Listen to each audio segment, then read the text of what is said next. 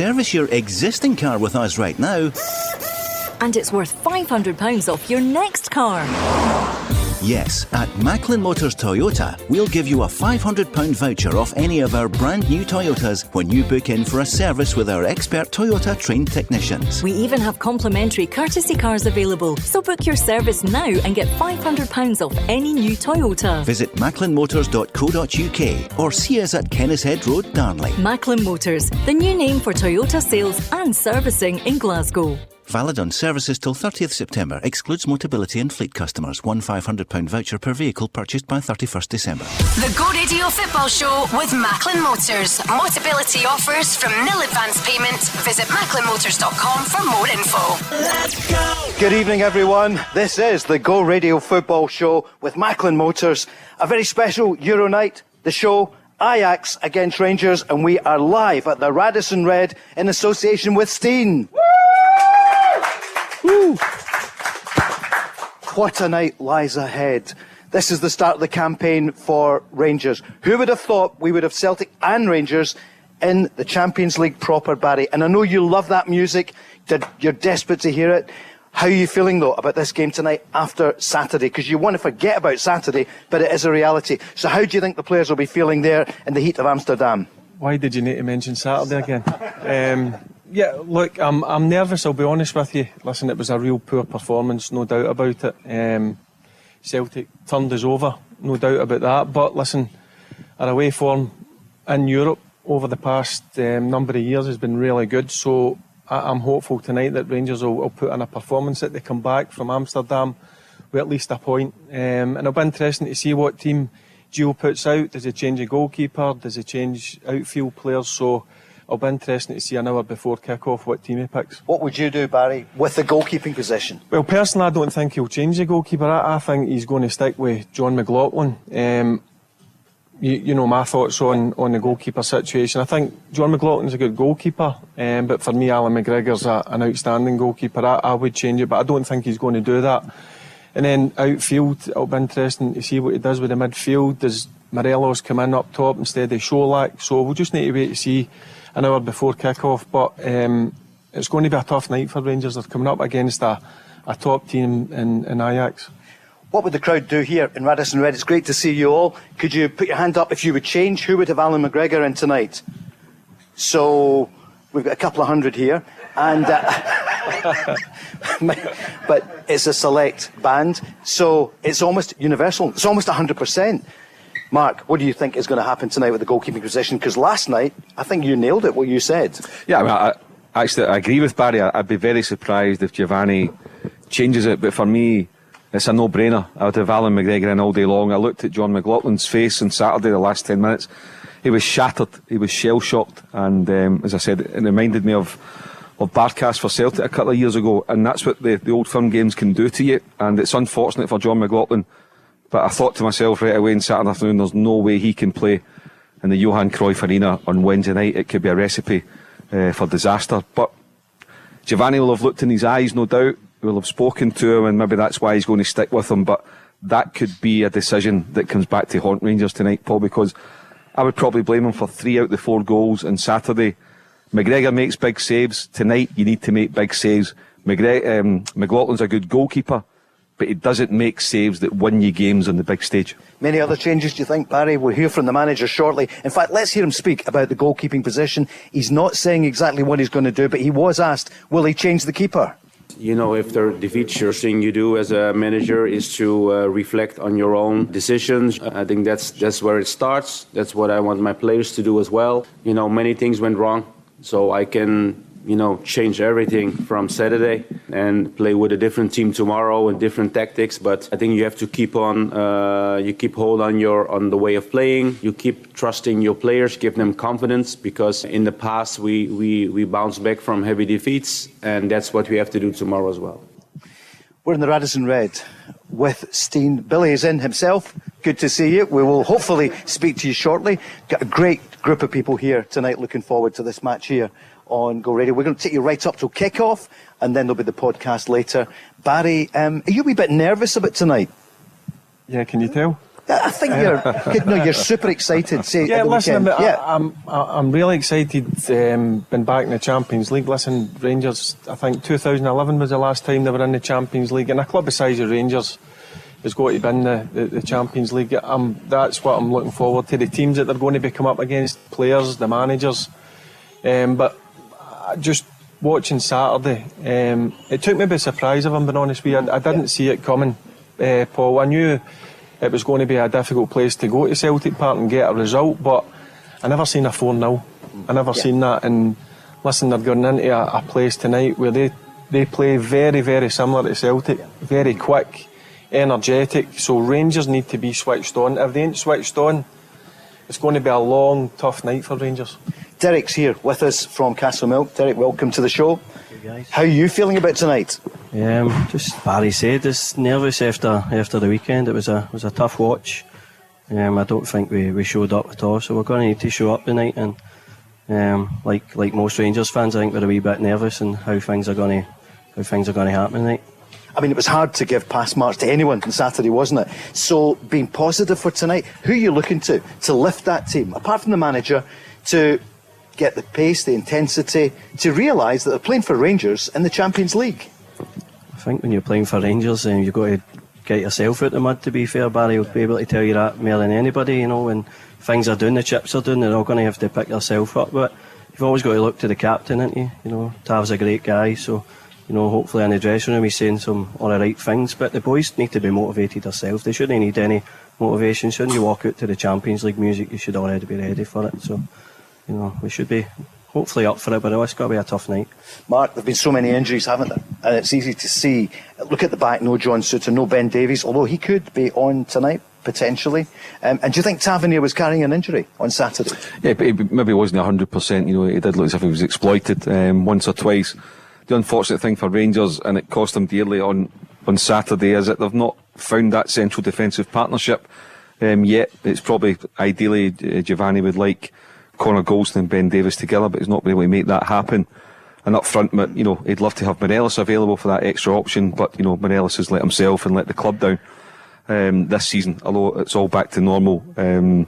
But I think, Paul, tonight, the one thing about Giovanni and his staff, Rangers will know every detail there is to know about Ajax. They'll be well versed on it, as they were against PSV, particularly for the away leg. And it's then up to the players to go and implement the plan, to go and show that desire that they showed so many times last season on the run to the Europa Cup final. And one guy, if you're going to go and try and win the game and put Ajax in the back foot, one guy who's got to step up to the plate for me tonight is Ryan Kent. And I think Barry said it on Monday night. I think Ryan Kent is living off a previous reputation, and it's time for him to start producing consistently and doing it again. Otherwise, I wouldn't have him in the team because he's not contributing enough. Is it his confidence, do you think? I don't know. He's got the ability, Paul. He's got the ability, so he needs to go and show it. Barry, you said before the game at the weekend you're looking to Ryan Kent. It didn't happen. What do you feel about him for tonight? Yeah, he needs to turn up. Look, I'm greedy. I want more for Ryan Kent. He's a player that I rate highly, but in the big occasions I want big players to step up, and Saturday he never stepped up, unfortunately, and tonight he's got another chance. Look, the beauty of football is you've got a game just round the corner, and that's what Rangers have got, and they'll need to go and show the Rangers fans who have travelled over there, the Rangers fans back in Scotland who are watching them and all over the world, they'll need to go and show a hunger and a desire, because that was missing for me in Saturday, and it pains me to say it. It was a tough one, so they need to show a major reaction tonight. Everyone's been looked after here tonight. Derek, what's your happiest memories of watching Rangers, maybe watching Barry in Europe? I'm just throwing this one at you. Some great Europeans tonight. Well, look at the run. Obviously Steven Gerrard, good run. Last season all the way to Seville. Did you make it to the final? No, I didn't make the final. Working in a school, obviously, it doesn't give me the pleasure of being able to do that. Yeah. It's not something you can walk into. And, listen, I'm going to be a wee trip the next day. So and you're off in a few weeks, aren't you? You're going to miss some of the games. Where are you off to? I'm going to Jamaica for... Jamaica. I'm not looking forward to it. I'm missing Liverpool, so... I hope the wife's not listening, but that's the way it is. Have I'd you got a rather be spare at ticket? Ibrox, you know what I mean? Well, I'm sure there'll be a queue of people for that ticket. Yeah. So, but aye, as I said, lots of memories. Obviously, the last time in Champions League and the Champions League music was a long time ago. 2011. So it was a long time ago. I was a wee bit of a pup then. Yep. But obviously, we have under Gerrard we had great runs. So it's obviously watching Rangers in Europe with Gerrard in charge, it was great. So we just need to hope tonight that we can get a reaction and see what we do. Unless we can get Big Balogun back for one game, that'd be decent as well. Well, people are saying that, aren't they? That he was there watching the other. He's gone, but Barry's gone. You need to forget that now. People do. Yeah, he's away. He's signed with QPR. Yep. Unfortunately, John Souttar signed. He's injured again. I know he had the death of his brother, which was a tough time for him. Ben Davies, Rangers spent a lot of money on him, and he's hardly been seen. So need to get these sort of players back. Because James Sands has come in for a bit of criticism, but he's filled a gap, Paul. And to be quite honest with you, I think he's done okay. I thought the last European game in PSV, I thought he was probably the best player on the pitch. But the Rangers back four, and then five, will include the goalkeeper, need to be in top form, because one thing about Ajax, they'll come at you. They'll come flying out the traps, no doubt about that. Mark, they went to PSV, they went to Eindhoven, and a lot of people thought Rangers were not going to get through to the Champions League after the performance at Ibrox. They're away from home tonight. The mood music's not been good for a few days. Is this when they raise their game again? Well, you expect that from Rangers, Paul, in Europe. You expect them to go and get a result tonight. You look. We were talking about the Celtic game last night. We know what Celtic can do domestically, but in Europe we didn't know what they were about with a settled team under Ange Postecoglou. But we do know what Giovanni van Bronckhorst team is capable of in Europe. But it's about how they recover from Saturday, mentally, how they're feeling walking out at that Cruyff Stadium tonight. You look at the potential in the Ajax team from Tadic, who's an outstanding player, Bergwijn, who's outstanding. They're in the front foot. They'll try and take the game to Rangers. So can they cope defensively, and then can they hit in the counter-attack? And if they can reproduce a performance that they had in PSV in Eindhoven a couple of weeks ago, then they should be absolutely fine. But it's just about the recovery from Saturday, settling into the game, getting a touch of the ball, making a few passes, no conceding early, and then taking the game from there. Do you like the sound of that, Derek? What's your prediction tonight? Are they going to do that? It's got to be tough. I'm going to just stay in the fence and say I'll be happy just to take a point. We've always been good in Europe. I actually think we're more a European team than we are a Scottish Premier League team at times. We always seem to do well. You have to look at the Dortmund games and stuff like that. So we have to be as positive as we can, but it's got to be tough. So I'm going to stick in the fence and hopefully take a point up the road and be happy with a draw would be a great result. Yeah, a draw would be a great 100%. result. Derek, your first one up, would you, Barry? Yep. Take a draw right now. We'll get your prediction in the second hour. It's 5:45 kickoff. Strange time, Derek. But you were the first one up. We've got many, many people in here. And you were the first one, and that's brave. Derek, thanks for joining us. We'll maybe guys, speak to appreciate you later. I was about to give the phone number, but no, we're live here in the Radisson Red. It's great to be here, Barry. We were here, of course, with Mark as well for the Euros. Seems a long time ago, but good to be back but here. It's great to see some fans as well mixing in instead of being inside the studio, just the three of us. And James, the producer, coming in and out annoying us. So it's good to be amongst the fans. Barry, what was your take on Celtic last night? They had the better of the first half, could have been 1 or 2 up, maybe 2-1 half time, and then you saw the masterclass from Madrid. Yeah, I watched the game. I thought the first half hour Celtic were really good, and they done what Ange says they were going to do. They took the game to Real Madrid. Then you're getting nothing each at half time, and I think Real Madrid have says to themselves in the dressing room, listen, we need to step this up. Celtic are a good team. Maybe they underestimated them, because Celtic are a good team, real good team at home, real attack minded. And then the second half you seen the class of Real Madrid. And I keep talking about this guy, Luka Modric. He's 37 I think is on Friday. He's just honestly, I could watch him 24/7. Him and Cruz in the middle of the pitch for Real Madrid were exceptional. Did you ever play against him? Played against him a few times. He's really small. You're actually standing inside the tunnel and you're looking and thinking, there's nothing about him, but look, he's physically strong, but technically he's probably up there with the best. For me, he's the best midfielder at this moment in time. Are you sending him a birthday card? Is it away? He's 37 on Friday. Well, it just shows you the way that he looks after himself. Yeah. I mean, 37-year-old playing. He plays every single game for Real Madrid. And Croatia, never misses a game. 150 odd caps. Maybe when they're winning easily, Ancelotti will take him off the last 10 or 15 minutes, what happened last night, but unbelievable midfielder. But listen, Celtic showed that it's going to be tough for other teams to come to Celtic Park. Mark, it was quite an occasion last night. It was good. It was a cracker, and Real Madrid showed why they're champions of Europe. I just thought they were very patient. They just probed. And then the difference you see, Paul, when it really comes to it, they picked Celtic off. You look at the first goal, Juranovic makes the wrong decision for a split second and he's punished. And it's put away with Vinicius Junior. The second goal from Modric, a good finish. Joe Hart might be a bit disappointed he didn't keep it out. And then the third goal is as good a goal as you'll see anywhere in the world. 33 passes, a beautiful cutback.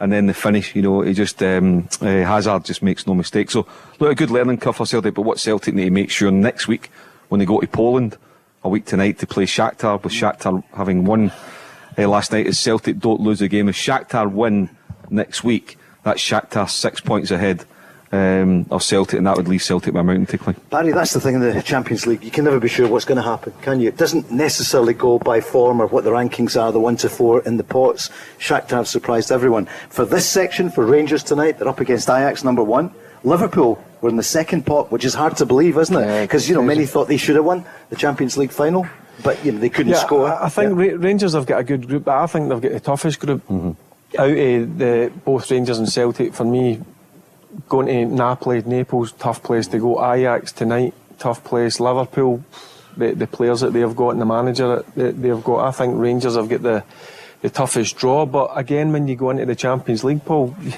you're going to come up against the best. And as a footballer, that's what you want to do. You want to pit your wits against the best players and the best managers. And it's a brilliant chance for this group of Rangers players to go and show that they're capable of doing it at the highest level. The Go Radio Football Show on a special night here. The sun's actually come out in Glasgow. We're going to be here every night of the Champions League. So next week we'll be here with Rangers on Tuesday and then Celtic on Wednesday. And we're going to hear from more of you. I wonder who's going to be next, James. We're going to find out who will join us just after the break. Also tonight, of course, Napoli up against Liverpool. That's a tasty one as well, isn't it? Isn't it, Mark? An absolute belter, 8 o'clock kickoff over in Naples, and come 10 o'clock tonight, we'll have a wee idea of how the group's going to shape up. Thomas Tuchel sacked this morning. I mean, they don't hang about Chelsea, do they? Yeah, see, when you put it on the group, you were first. What? You put it on the group chat. Another Go Radio exclusive. Have you got a life? No. But I was watching Sky after you had put it on. £250 million they allowed him to spend in the transfer window. One bad result, boom, out the door. And Aubameyang just came in the door the other day. I mean, what's that all about? £75 million from Leicester. I know. So, look, I mean, to go and allow a manager to spend that sort of money, and then after one bad defeat, they've had a sticky start to the season, but they're still, I think they're 6th in the Premier League just now. Yeah. I think it's far too early. Far too early. We're going to take a quick break, and then we're back as we go towards countdown only an hour and 30 minutes till Rangers kick off in Amsterdam. The Go Radio Football Show with MacklinMotors.com. Your local friendly experts for new and used cars. Let's go! This is the Go Radio Football Show with Macklin Motors, a special Euro night. This time, Ajax against Rangers. And we're at the Radisson RED in association with Steen. It's a great night. The first hour is very special. We'll have the team news pretty soon, because remember, Rangers kick off at 5:45. Mark, are they doing this so they can get more games on the television? They do an early one and then 8 o'clock. It gives the viewers the television contract, which is so important for the finances, Paul. It gives everybody a chance to have a feast back-to-back on a Tuesday night, back-to-back on a Wednesday night, and the whole city, as we said last night and tonight, the whole city's buzzing, Paul. Having Celtic and Rangers back-to-back for the next 7 or 8 weeks is pretty special. And then, Tuesday night, Napoli come to Ibrox. 6 nights' time, you're going to have Napoli from the Serie A coming to play against Rangers in front of 50,000. It's going to be pretty special. Serving pasta that night in here, I would imagine. Yeah. Oh, absolutely. The pizza last night was magnificent. Beautiful. We've got a football star with us tonight. And I don't just mean Barry Ferguson, I mean Dino from Castlemilk, who's a Paralympian, and he plays for who are you playing with? Because you do brilliantly. You play football. Yeah, I play for Scotland and I'm going to World Championships. Scottish International. Brilliant, Dino. Brilliant. Respect. Barry just found out. You two, you can swap caps then. Yeah. So, when's your next game? It's 2 weeks on Saturday. We fly out to Italy. Oh, fantastic. It's a World Championship tournament. Wow. Whereabouts is it? Sardinia. Oh, it's got to be You'll done. not come back, Dino. You'll not come back. You're now our best pal. Right, we'll be. Isn't that brilliant? Yeah, brilliant. We were just saying off air. I was asking him what he does, and he was telling me. I mean, it's brilliant to hear these things and represent your country. Listen, it's brilliant, and over to Sardinia as well. What a place to go and play football. Good wine and pasta over there. After the game, he's a pro. He's a professional. After the game. Dino, you won Coldplay tickets as well recently here with Go Radio. Have you got a connection in here? No, I don't have a connection at all, no. Can't get a ticket out. Don't declare it, Dino. Don't declare it. Dino, what about this tonight then? So, because you do feel inevitably when you talk about the weekend, that's a bit of a downer from Rangers' point of view. But this is the Champions League tonight. I think going into a Champions League game, it suits Rangers tonight. It's European football. The way it's Saturday, I know, don't we speak about it now, is Celtic came out as at high tempo. Yeah. But tonight I think it's going to be opposite. I think it's going to be a matter of controlling the game. And it's about picking each other off the right moment, then we go through the goal. I don't think it'll be anything like Saturday. I don't. Barry? He knows his football. I mean, I think everybody, going back on Saturday, everybody knew the way that Celtic was going to approach the game. It's no secret. They've got the multi-ball system. If it's a quick throw-in, they take it as quickly as possible. If it's a free kick in the middle of the pitch, it's hand on the ball and play. In terms of, I watched Ajax. I'd done a bit of watching them last night on YouTube, and they changed some games they play similar to Celtic. In other games, it's more like the Dutch way of playing. It's possession based.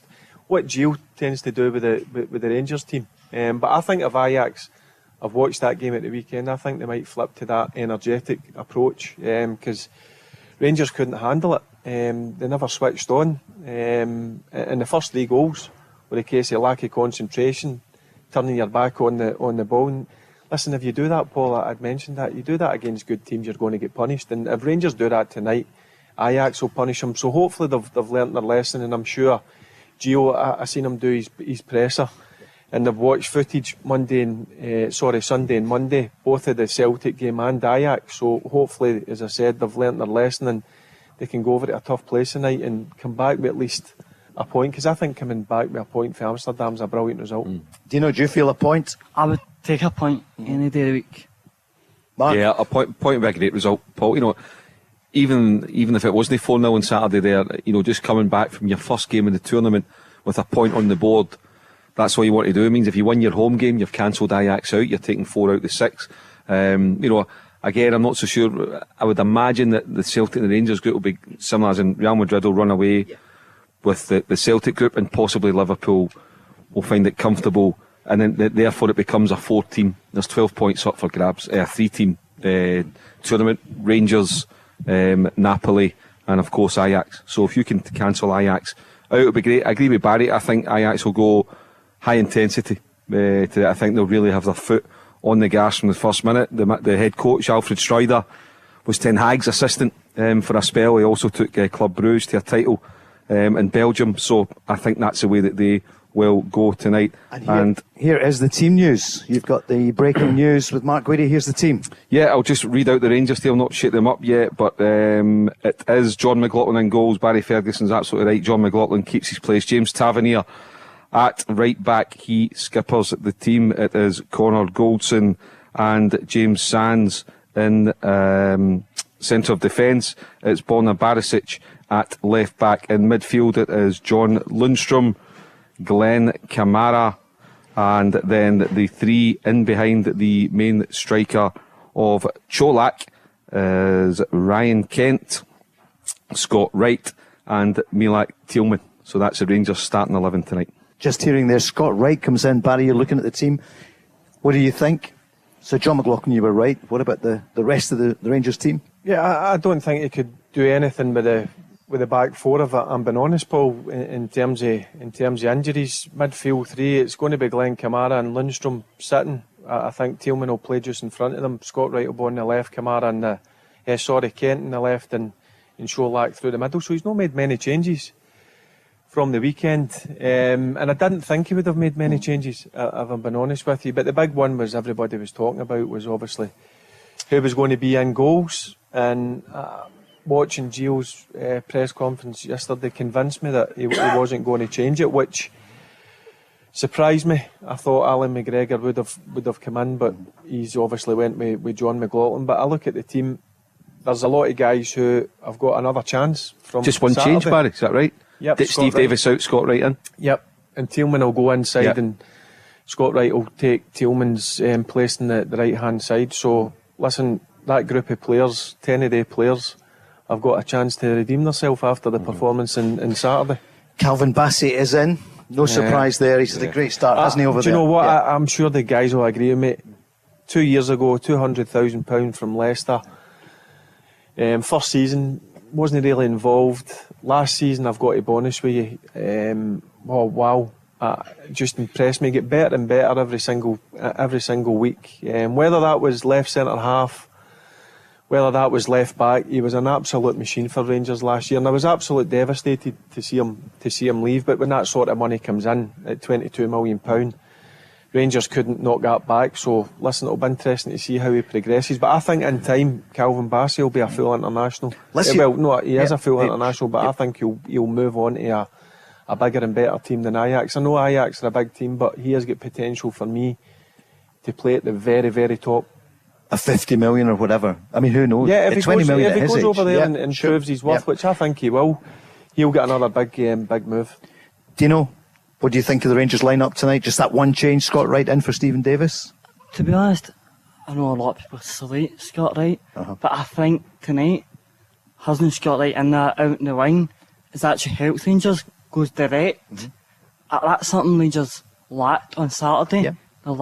They direct going, and then it allows Tolman to play in his natural position as a 10, rather than out wide. Because I think he gets lost playing out wide. Yeah.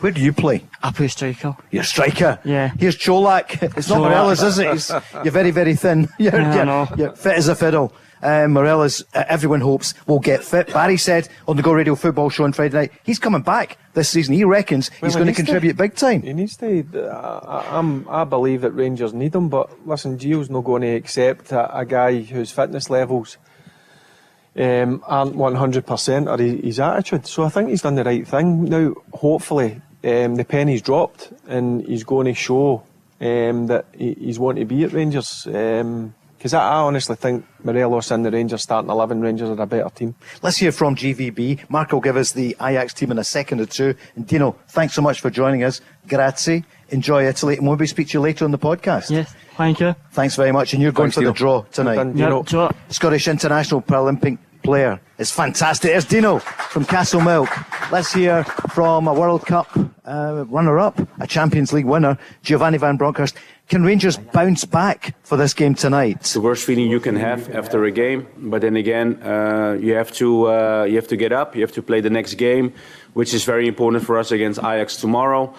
And we definitely need to improve the way we were playing tomorrow. If you compare that to Saturday, so you have to learn from your defeats and keep going. And that's what we're gonna do tomorrow, and that's also the task we have.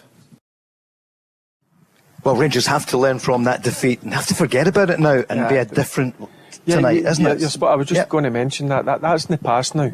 It's in the past. The good thing now is they've got a game tonight. It's another big week. Every week at Rangers is massive, but this is a big one tonight. And then, listen, they've got a tough trip on Saturday. I think is it a noon kickoff?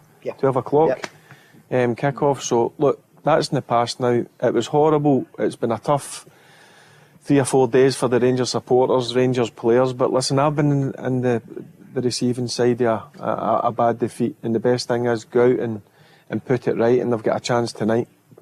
Mark, we'll get the Ajax lineup. You know the way they'll play in a moment or two. No rush. We'll get that in a few moments. He's planning. Yeah, no, thank goodness he's doing it. We'll be with him shortly. We've got it, Paul. We've got it. You've got it. Yeah, the Ajax, the way they'll line up tonight. Pasveer in goals at the back. Timber, Blind, Bassey and Wrench. Alvarez and Taylor, your two holders. And then it'll be Bergwijn, Kudus, Tadic in behind the main striker, Bergwijn.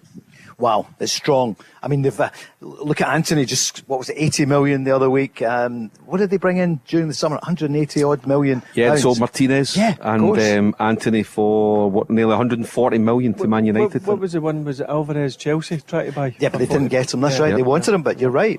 Billy, we're joining now. Billy Steen is joining us. Great to see you here. What do you feel about the transfers over the window's closed? Right, I know it's gone, and we're being positive.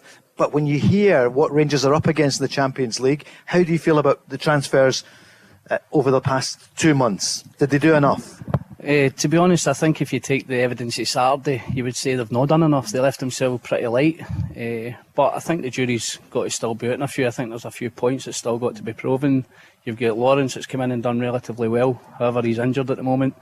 Suter played a game, you know what he can do for Hearts, but Davis injured as well. So it's not really been a productive window so far with getting them in the team.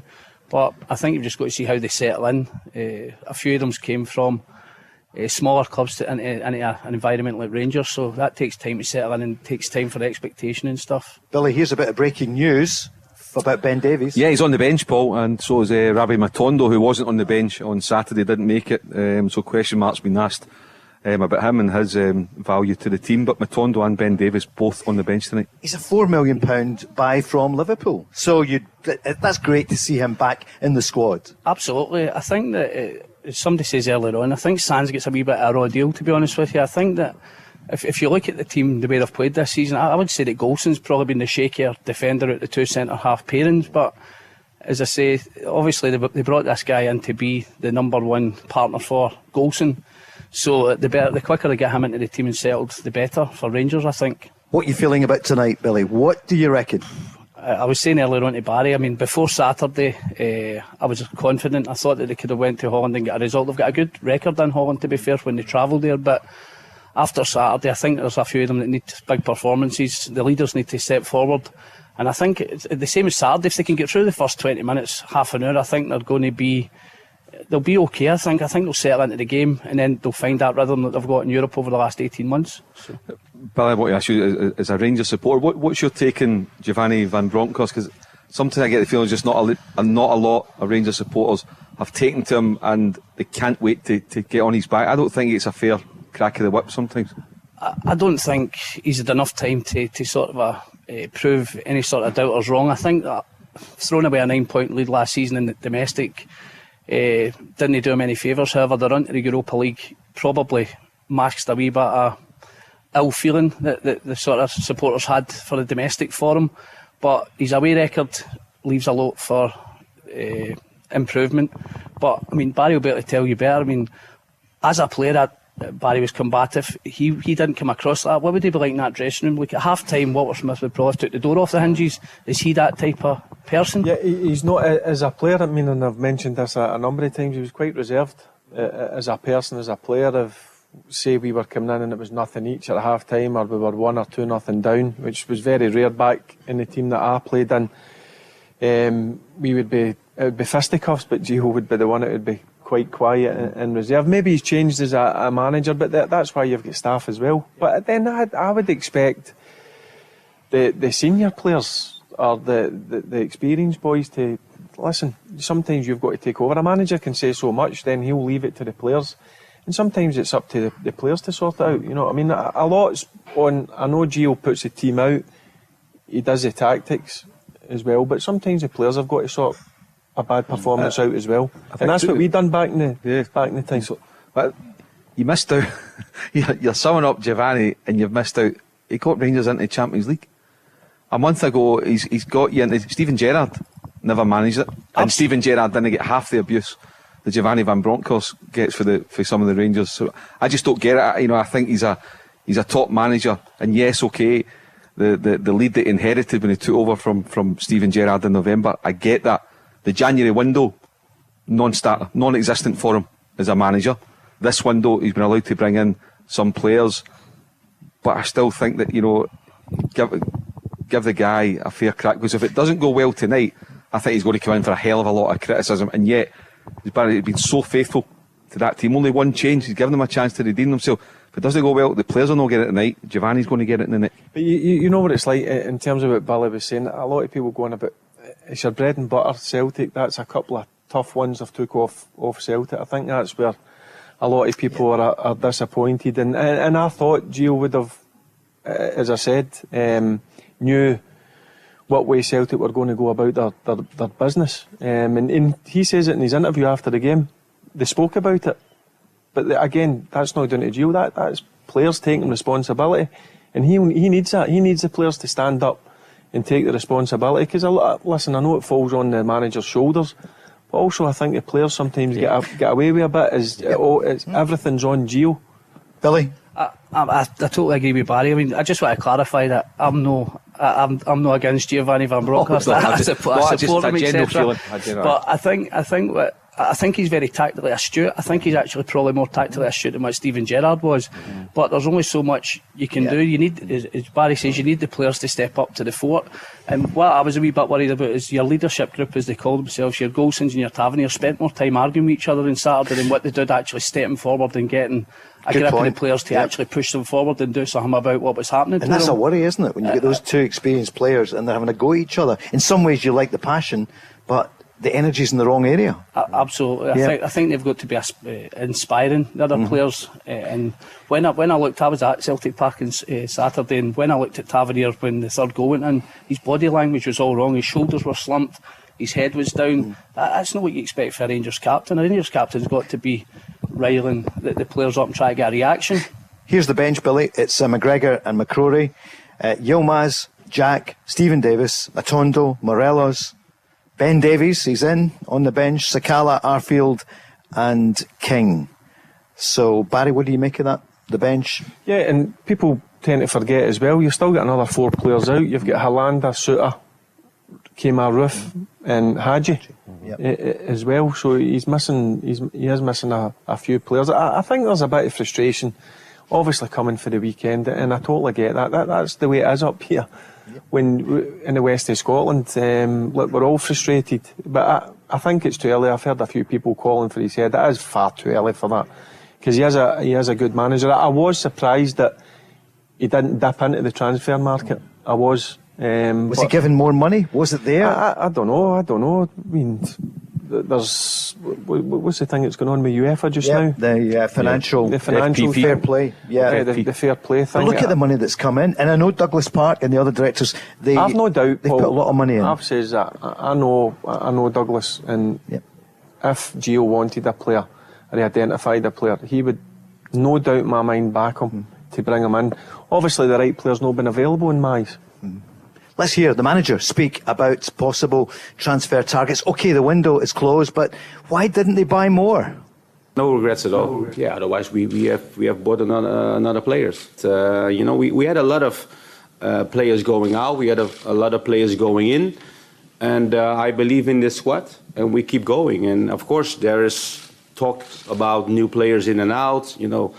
Seems like we have loads of money already now in the bank, which is not the case. We have to keep going, and we have to make sure we make the squad we have now, we make them stronger. We developed over the past years, and not only me, but also Steven in the years before. We developed players who, starting at a lower level, and reached the highest levels in their careers. I think Kelvin is a great example of that, because he's playing now for Ajax, and he has a tremendous development with us in the last year. And that's also the way we work at this club. Mark, what's your feeling on the transfer or the lack of it? Well, first of all, the line out of that is people think we've got a lot of money in the bank. That's not the case.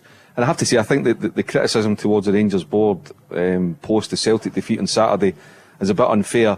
They've put, there's probably 5 or 6 of them, Barry, that have put millions and millions and millions into Rangers in the past 5 or 6 years. You think of the money that they gave Steven Gerrard, first of all, and his entourage, his backroom staff, the improvements at Ajax, the improvements at Ibrox Stadium, the improvements at Auchenhowie, the training centre, not to mention all the players, so that there's been some investment put in that. The players that they brought in under Steven Gerrard, but at some point, the guys who have put their money in need to get their money back out. They weren't donations, they were loans. So if they're saying, look, now we've got the money in for Bassey, we've got the Champions League, but first of all, priority, we want to start taking their money back out, and then whatever's left, you start dripping back in it. But it's not like they didn't give the manager anything of a kitty. They've given him something to go and work with. He's got them into the Champions League, and I think Barry's right.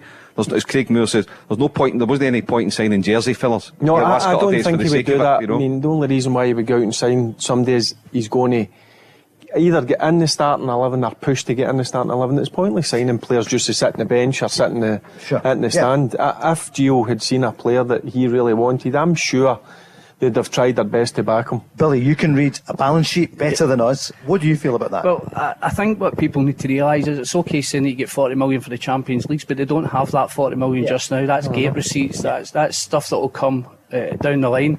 The same with the Aribo money and the same with the Bassey money. They won't be paid £20 million up front for Bassey, it'll be paid in instalments. So it's okay saying, yeah, they've brought in 100 million. That 100 million will come over the next so many months or whatever. And you're right, there's people that's put millions of pounds into it that will be looking to take some of that money back or whatever else. But I think Rangers are still trying to recover from where they were, and I think we're probably a wee bit further in front with the fact of a European final, etc. So I think there's got to be a bit of realistic viewpoint on certain aspects of it. And I totally agree with you. There's no point just going out and getting another guy to sit on the bench. There's got to be people that's going to fill your first 11. But also people do forget, Mark made a good point. Billy, you've been inside Ibrox, and I'm sure a lot of them. See, 3 or 4 years ago it was run down. There's millions needed spent on it. The training ground was falling apart, and there was millions spent in that as You happy with it now? Is it looking good? Yeah, you can see the difference. I think you can see the difference. Back to 5-star the way you like it? It's well, you getting, do. I mean, it should be, because for me, it's the best stadium about. So, and they're doing stuff outside it. They're doing new suites and whatever. They're spending an absolute fortune on. They're not just putting it all into the football. They're using it the way that I think they need to use it. But in time, Billy's right. You don't get all that money just bang straight in your bank account. Billy, what's your scoreline tonight? 57 minutes to go till kick-off. Ajax against your beloved Rangers. Do you want the one from my head or the one from my heart? Well, give us both, right? From your head, first of all. I don't know. From my head, I think we'd be doing well to get a one each. I can't see Rangers keep a clean sheet tonight, so I think they're going to have to score to get a draw. But again, who says we? I didn't fancy it's too much in Eindhoven either. But we went there and we were you there? Brilliant. I was there. I was. Do you do any work? Are you always at the games? To be fair, I try and work my schedule round about the matches. I was actually supposed to be in Amsterdam today, but there wasn't enough space in the plane. You wanted to be here with us. With them, listen, it's more than better being here. It's brilliant, a great experience, etc. I just hope the boys can put on a performance tonight. Listen, thanks for all your support. Thanks for that contribution, and we'll speak to you in the podcast later. Thanks a million. Less than an hour away from Ajax against Rangers. The Go Radio Football Show with Macklin Motors, representing some of the biggest motoring manufacturers across Scotland. Let's go! This is the Go Radio Football Show with Macklin Motors. We're live, a special Euro night. Ajax against Rangers in 55 minutes' time. And we're here at the Radisson RED in association with Steen. Woo! Well, we've got the team news we gave you just a wee while ago. We'll recap it. For Rangers, only one change, and it's Scott Wright who's in for Stephen Davis, and I think you're happy with that. I know you wanted the goalkeeper to change, but Gio wasn't going to do that, was he, Barry? No, I said at the start of the show I thought he was going to stick with John McLaughlin. Personally, I would have changed it. I would have put Alan McGregor in, but listen, Gio's a manager, he's made that decision, and what it looks like is this team that he's chosen tonight can go out and put the wrongs right in terms of the result on Saturday. It's going to be a tough ask. I watched 3 or 4 games last night, highlights of games Ajax, and they're coming up against a top team. I mean they've got some classy football players, so it'll be a tough night. But listen, Rangers have proved in the past, to me, to all the Rangers fans, that they can go to tough places, certainly in Europe, and get results, and hopefully they can get a good one tonight. Ross is with us from Erskine.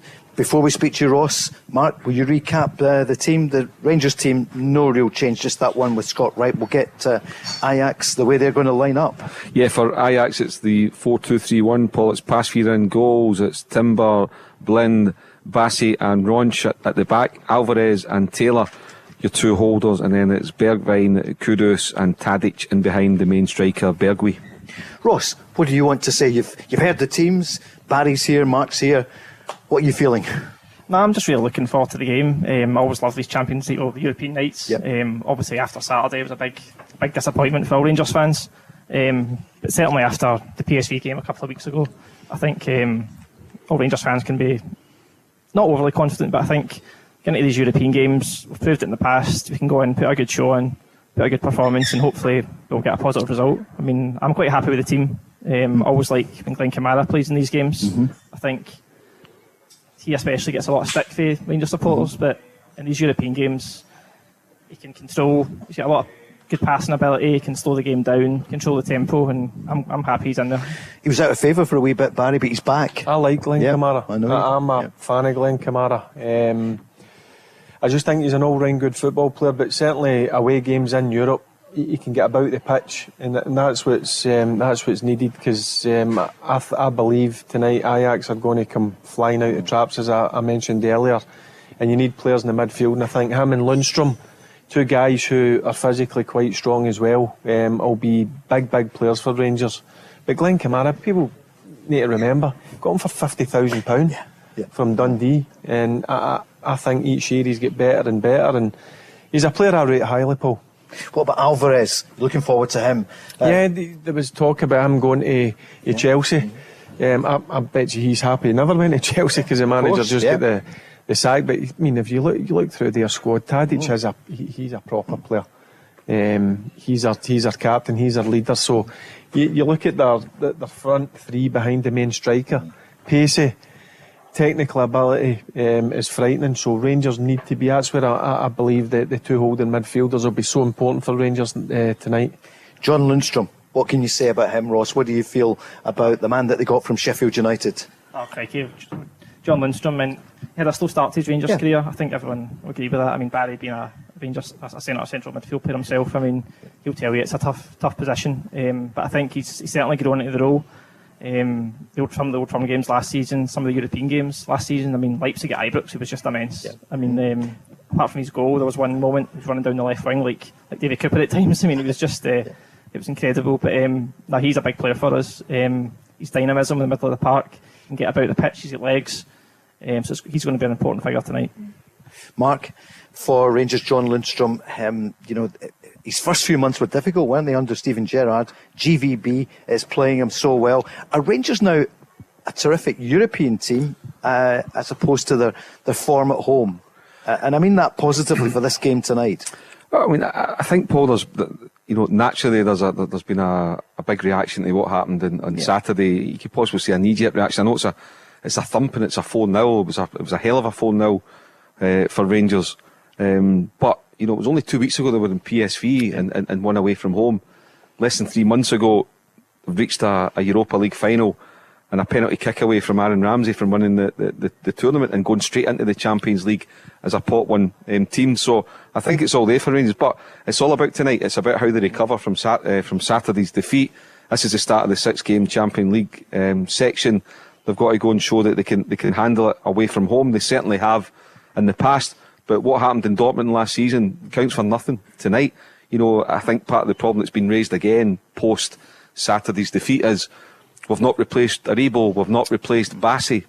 Well, you're not going to get like for like. If you sell a player for 20 million quid, you're not buying a player at 20 million to replace him. It's the same with Aribo. That said, I think Thielmann, I don't know if Barry agrees, I think Thielmann's got the ability to go and make as big an impression and be as a positive threat for the Rangers team as what Joe Aribo was. Yeah, I like Thielmann. It was a tough one from in Saturday. Look, he played on the right hand side. I believe, I don't know what the Rangers fans think. I think he's better centrally behind that main striker. He picks up brilliant wee pockets. So I think, I know he'll play there today. It it was a hard one from me. He looked a bit spooked in terms of, I know what it's like, the first 3 or 4 of my Old Firm games passed me by completely with the pace of him. I'd never experienced anything like it before. So that was a tough one for him. But people need to remember, he's only 20 years of age. He's not had a lot of first team football, but what I've seen him in a Rangers shirt this season, I think he's got potential to be a star. I really do. I think he's got everything in the locker. And the only thing is, Gio needs to play him centrally. I think he brings so much more to the Rangers team.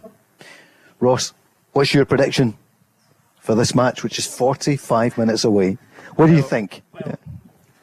I think one each. I think it will be a one each, but as the game gets a bit closer, I'll probably get more confident and think 3-0 Rangers. But, and a word about Cholak.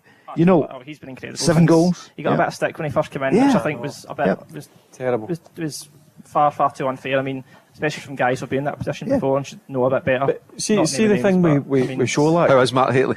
He's doing a big mark. See the thing with Cholak, he's not one of these technically gifted centre forwards. But one thing about Cholak, he knows where the back of the net is. He wants service inside that 18-yard box. He's not going to come and link up with your midfield and look classy. That's not what he's all about. As well. We can see that from the way. I mean, he's a bit of a badge kisser, but I don't mind that personally. To be honest, as long as he's scoring, he's banging. He's already paid his transfer fee back. Yeah. I mean, those goals against PSV were. Yeah.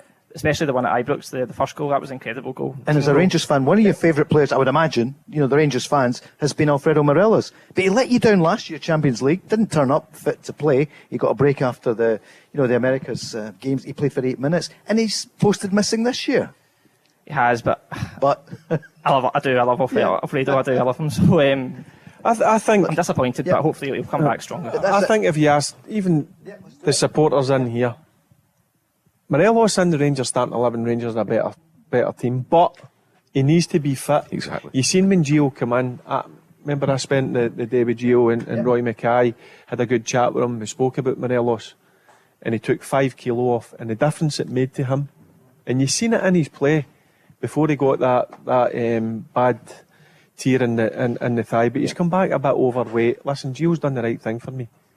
He's took him out, he says, I'm not accepting it.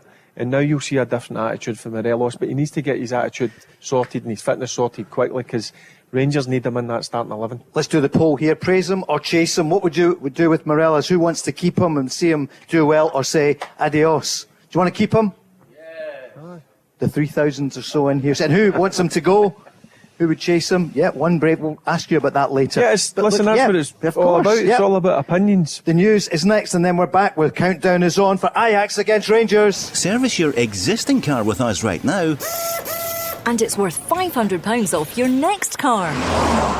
Yes, at Macklin Motors Toyota, we'll give you a £500 voucher off any of our brand new Toyotas when you book in for a service with our expert Toyota trained technicians. We even have complimentary courtesy cars available, so book your service now and get £500 off any new Toyota. Visit macklinmotors.co.uk or see us at Kennishead Road, Darnley. Macklin Motors, the new name for Toyota sales and servicing in Glasgow. Valid on services till 30th September. Excludes Motability and fleet customers. One £500 voucher per vehicle purchased by 31st December. The Go Radio Football Show with Macklin Motors. Find your nearest dealership at macklinmotors.com. Let's go! We're live, the Go Radio Football Show with Macklin Motors. This special Euro night. It's Ajax up against Rangers from Amsterdam. And we're in the Radisson RED quarter of Glasgow in association with Steen here in Radisson RED. And hi to the team from Steen who are with us here in the Radisson RED. Good to see you. Great crowd and so many men and women who are joining us here.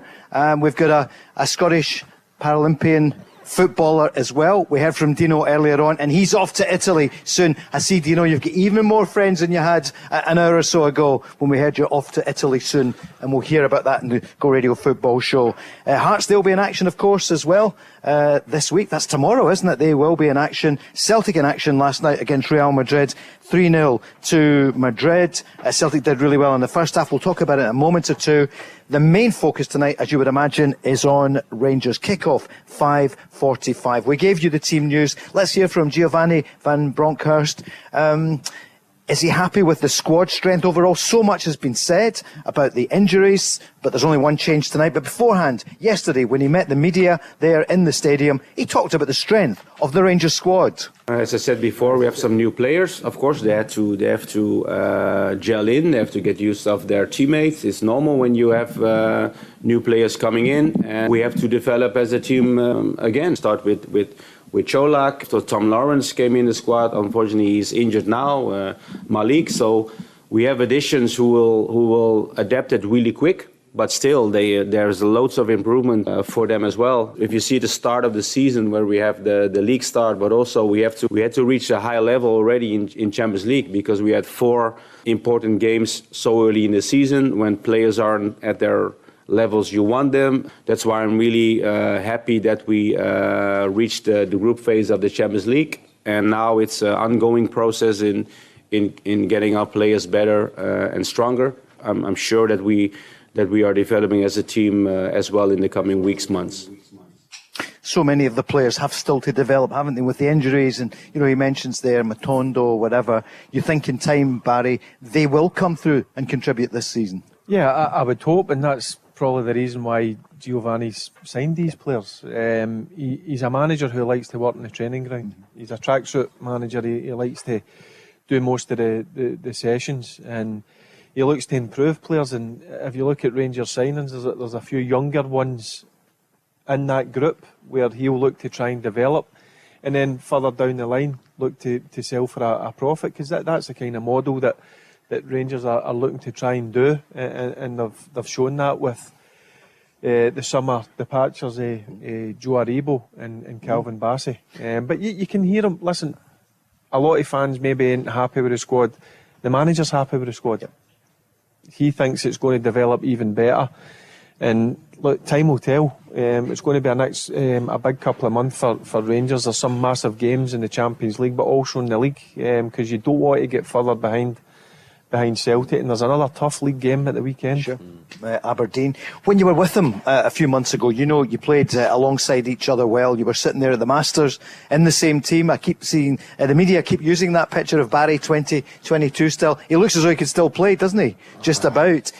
Kenny has joined us. Kenny, how you doing? Very well, good to see you. Where are you from? I'm from Garrion near Larkhall. Of course, I don't. Not far from you, Barry. You got Larkhall in there early, didn't you? Garrion near Lanark as well. It's between Hamilton and Lanark. It's a lovely part of the world, isn't it? Yeah, indeed. Lots leafy. Of garden centres. Yeah, sure. Exactly. Yeah. I'll go there when I'm older. I better hurry up. Listen, Larkhall's a brilliant place. Of course.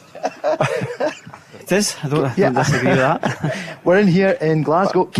On you go. But I'm surprised you're not doing the Garrion Bridge more, because that's where the older ones. A few years' time, maybe. Exactly. Gone. I'm just when James has had enough, they'll just wheel me down, and will you visit me occasionally? Yeah. Ridiculous. I have to say, last night when they talked about Real Madrid, somebody said it was 50 years ago the game. I was like, no, it was 42 years ago, because I was covering it. But Kenny, I was very, very young. What are you thinking about Rangers for tonight? I think I echo the previous people that have been discussing it. I think a draw would be a fantastic result.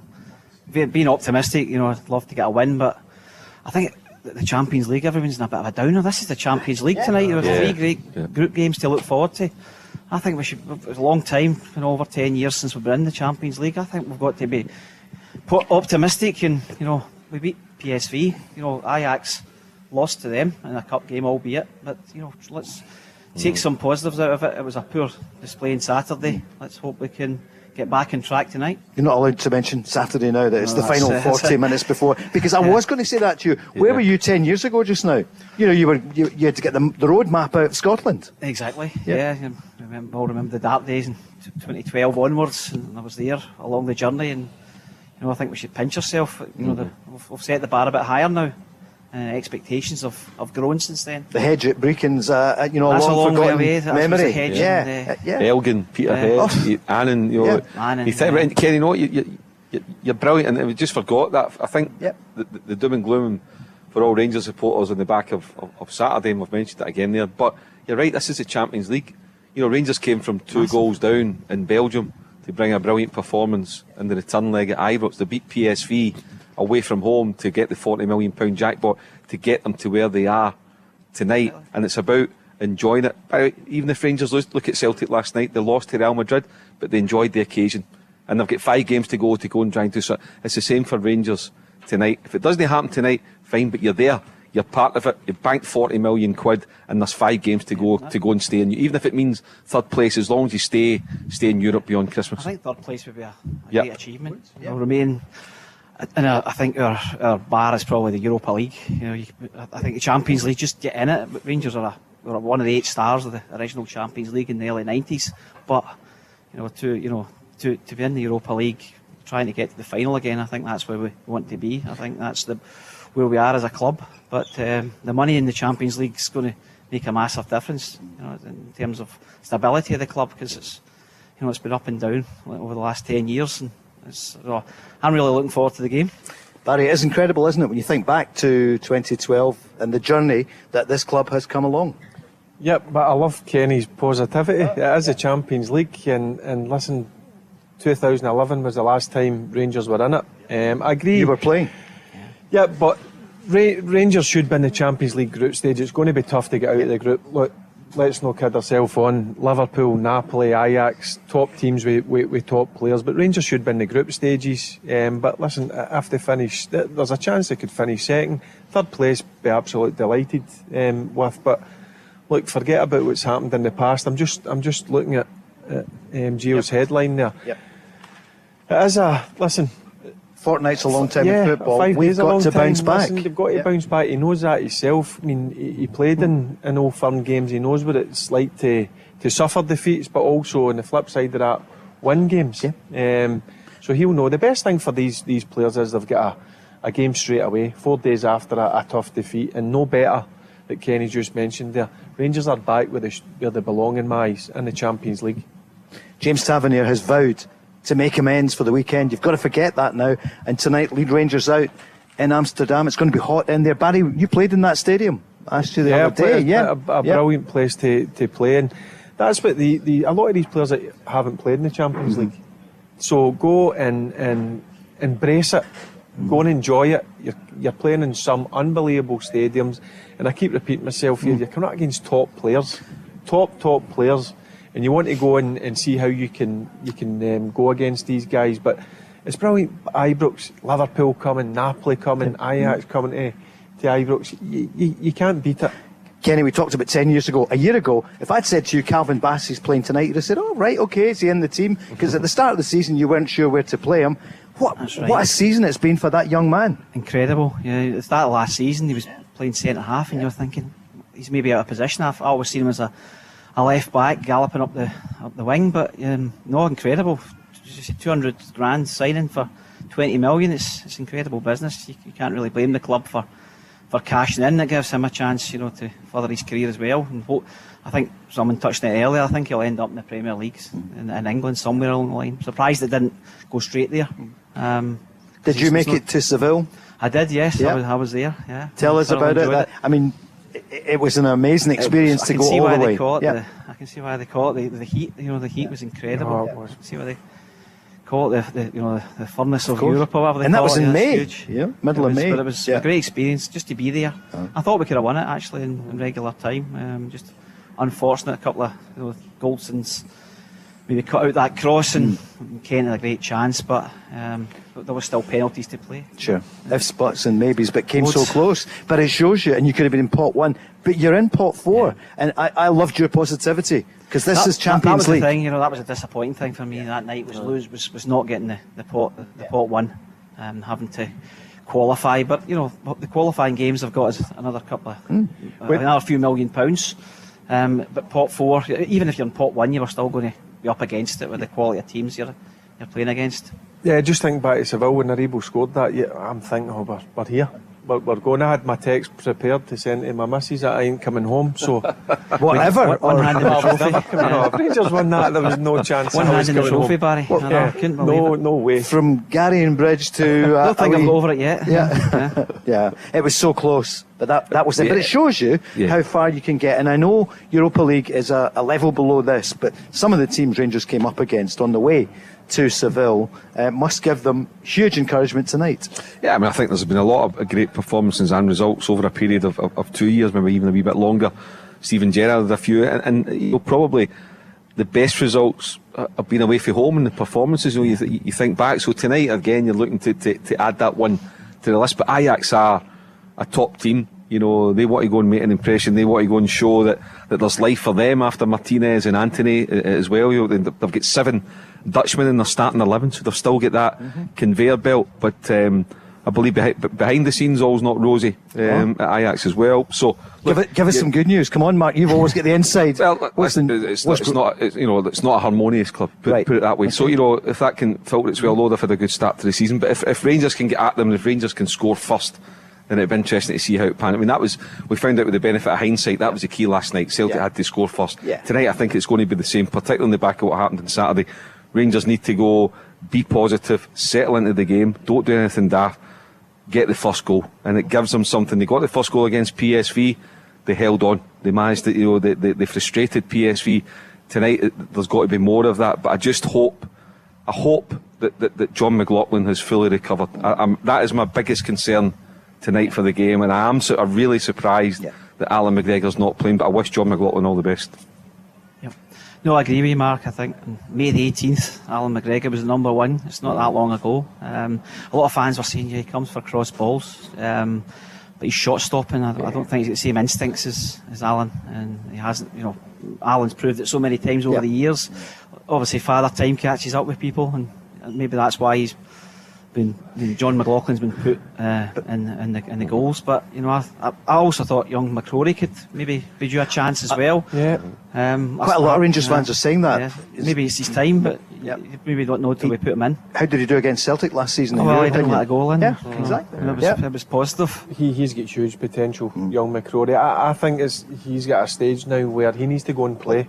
Young McCrory. If he's not going to be involved, I know they can have another goalkeeper on the bench in European games, but for me, he's good enough to play. Young McCrory, I don't know whether, and maybe think ahead, that he could be in time the number 1, but he needs to play. He needs to get games of football. Kenny, what's your scoreline? My scoreline 1-0 to Rangers. No, I'm only kidding. I would take a draw. I would be over the moon with 1-0. Where would the goal come from?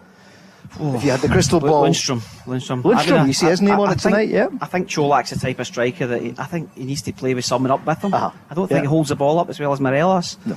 And that kind of concerns me, because against Celtic the ball was coming back at us constantly because it wasn't sticking. But you know, Cholak can finish when he gets the service. He's proven that. It's just so I'm going to go Lundstrom, similar to Dortmund. That's that, but like the George Alberts days, where you could always rely on him for a goal from midfield. And Kenny, you've been really positive. If this was the dressing room then in Amsterdam, and if Barry got you in there, what would you say to the Rangers players just now? Just keep your composure. Let's go out. Let's fight for the club crest. You know, that's it. You know. And get me on the bonus. Absolutely, that's it. Make sure we're on the bonus. I only once got a team talk in an amateur game from a Rangers manager. It was the late great Jock Wallace, and he came in. It was the so-called local celebrities against ex-players, and he came in.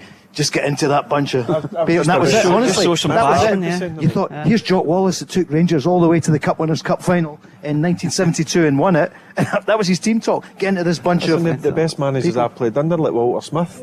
You're lucky if they spoke 10 or 15 seconds in big games. Great. It was instilled in you, was it? You knew what you had to do before you got out the park. You don't need someone to motivate you. There was just a few pointers. Just a few pointers up in the board. And 10 seconds before we went out, it was basics, but things I couldn't repeat live on air.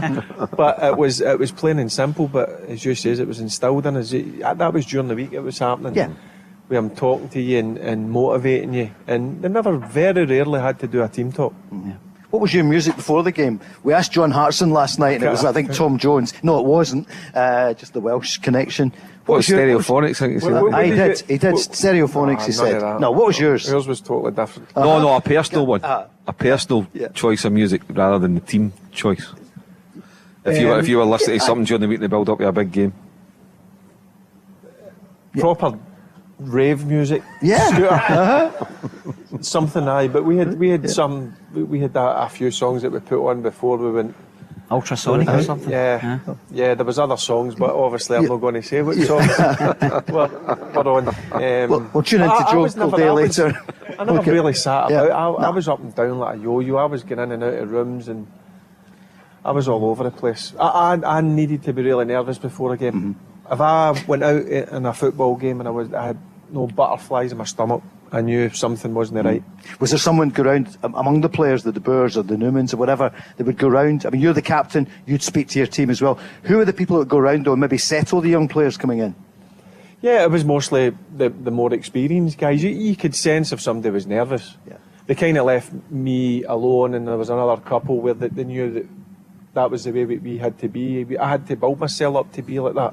But there was other people you could sense there was a bit of nerves. And your Arthur Newmans or whatever would go and just have a quiet word with them. I couldn't have a quiet word with them, really. You've got to tell them what you think, as if you're at the rubbish dump in Hamilton. Yeah. That was just the way I was, you know what I mean? I was just 100 mile an hour and I was just focused on one thing. I had to win. You have to win. And I'm sure they know that tonight. Because listen, it's always tough when you get beat, especially off your closest rivals. Yep. So I'm sure they would have plenty of meetings, guys chatting, going over on the plane, on the pitch last night in Amsterdam. They know what's expected of them. And listen, I think they'll go and get a positive result. I've got a sneaky feeling they'll get a positive result tonight. Well, you thought they would go all the way to Seville, and they did. Kenny, you were there. Are you going to get to some of these games before we go to the break? Are you going to go over? Yeah, I'm hoping to go to Liverpool and Naples. I was hoping to get something like Billy earlier. I was hoping to get the plane. I think they've got the under-19s on the plane, so that meant there was less seats for people like myself. So unfortunately, never made it. But this more than makes up for it being here with you guys and thank you and the guys here. Isn't it great to be here at the Radisson Red with Steen? It's absolutely brilliant. We're going to take a quick break. Thank you. We'll maybe speak to you later on. Thanks very much. Cheers, Kenny. Good to hear from Kenny. Quick break, and then we're back here live. The Go Radio Football Show with Macklin Motors. Visit their brand new Toyota showroom at Kennishead Road, Darnley. Let's go! The headline is, this is the Go Radio Football Show with Macklin Motors. This is a very special Euro night. Ajax against Rangers, and we are live from the Radisson Red in association with our friends at Steen. Wow, so what is going to happen tonight? Celtic went in, they knew they were up against the best team in Europe, maybe the best team in the world in Real Madrid, and they were 0-0, toe-to-toe at half-time, 3-0 at the end, but three masterclass goals. It was a magnificent performance. Vinicius Junior, first of all, he scored in the European final just a few months ago, and then Luka Modric, 57 on Friday, and then Eden Hazard, 37. Just checking that Barry's still switched on, so is Mark, 37 years old, and then Eden you get away with nothing in here with him, honestly. And then Hazard scored. And at the end, how often, and for Rangers tonight, the step up in level here. And the Celtic fans stood afterwards and supported the team. They hailed Ange Postecoglou. We heard his interview on BT Sport, and he spoke about, he was disappointed, but also about taking his chances. At this level, they had a couple of great chances in the first half, and this was his take on that afterwards. There's no takeaways for me, but I think, for us as a team, that you don't need a reminder that it's fine margins when you're playing against the best, and when you have opportunities, you need to take them. Again, that was evident today. If we score the first goal, put some pressure on them, they need to open up. We can take control of the game, and we had the chances. I mean, it's different if you don't have the chances, and if you don't create anything, or the opposition have got your pin back, then there's stuff you can learn. But I think what we learned today, we already knew. We've got to be just really clinical in both boxes.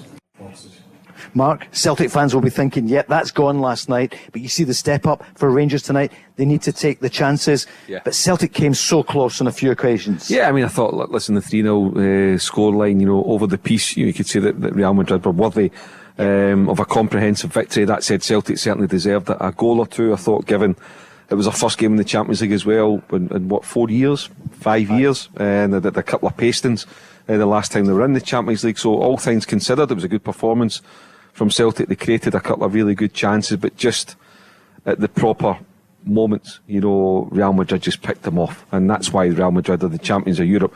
That's why they've got a guy like Luka Modric and Vinicius Junior playing the team as well. Benzema came off injured, they replaced him with Hazard. Rudiger came off the bench to go and play. Courtois is probably the best goalkeeper in the world. I think Celtic made a good account of themselves, but it's pretty clear it's a 4-game section for Celtic. It's Leipzig, it's Shakhtar, and it's Celtic. You know, there's 12 points up for grabs, and Celtic need to get as many as they can. Barry, what was your take on it last night? And I know you enjoyed that interview. Yeah, they gave a good account of themselves, no doubt about it. I watched the game. I thought the first half they were really competitive. Celtic had a few chances. I think Postecoglou spot on. When you play the best, you've got to be ruthless. Look, you can say Callum McGregor's one. Normally when that goes inside the post, it goes in the back of the net. But look, they competed very well. For me, the best team just now is Real Madrid. There's no doubt about it. Some of the players they've got. And obviously, I think at half-time it's made them a bit angry. Maybe they've underestimated Celtic.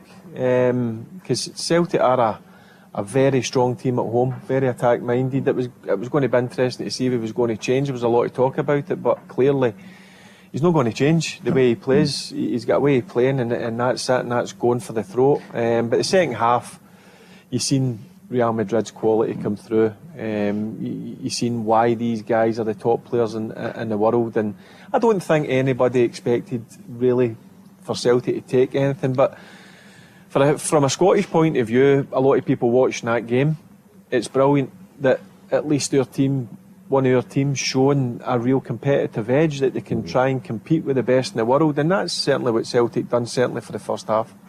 Glasgow is on display big time, isn't it? And look at last night, the Celtic fans, look at the Rangers fans on the way to Seville. And I think everyone in here probably will be at the game next week, won't you? When Napoli are in town.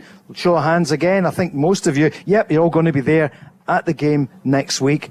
And I heard Michael Owen saying he couldn't believe the atmosphere at Celtic last night. And afterwards, Ange Postecoglou paid tribute to that big Glasgow crowd last night. And on the fans. Well, it's the only reaction we have to show. I mean, you cannot after a defeat. Of course, you are very down, but that's normal. That's your first reaction as a human being when you lose a game. But then again, you have to look forward. You have to look forward. You have to learn from the mistakes you have.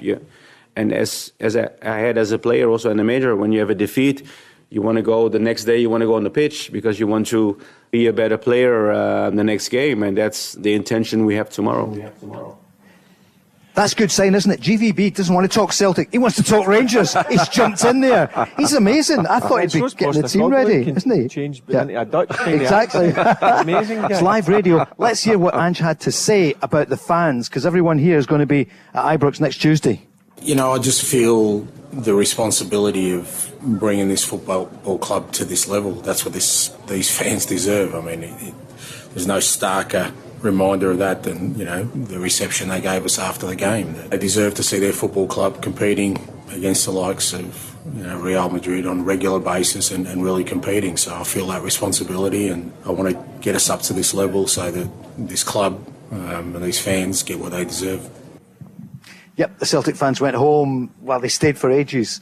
And let's hope that's what we see next week, Barry. Although, hopefully, with Napoli, it's with a point or maybe 3 at home. But tonight, massive for Rangers in Amsterdam, in that brilliant arena up against Ajax. So, what's your prediction? We're going to take a quick break because we're only, do you know what? We're only 12 minutes away from the kickoff. Yeah. I honestly believe, and I quite like Kenny coming on there. I'm not just saying because he's for the same area as me, the Garden Bridge. Get another mention. But it's good to hear positivity because, listen, Rangers, for me, it's been a long wait for the fans. They're back where they should be in the Champions League. And I honestly believe that they'll go there and get a positive result. It's all about, I know it's easy to say as a footballer, but when you go to places like this, see the first 15-20 minutes, it's crucial.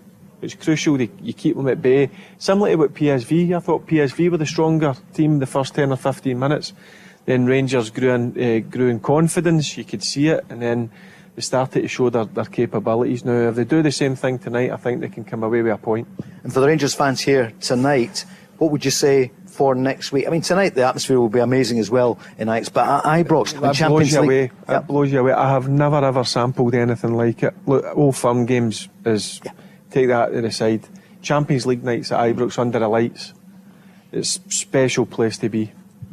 A very quick break. Then we're back. It's the final countdown to kick-off. Ajax against Rangers. The Go Radio Football Show with Macklin Motors. Buy your next car completely online at macklinmotors.com.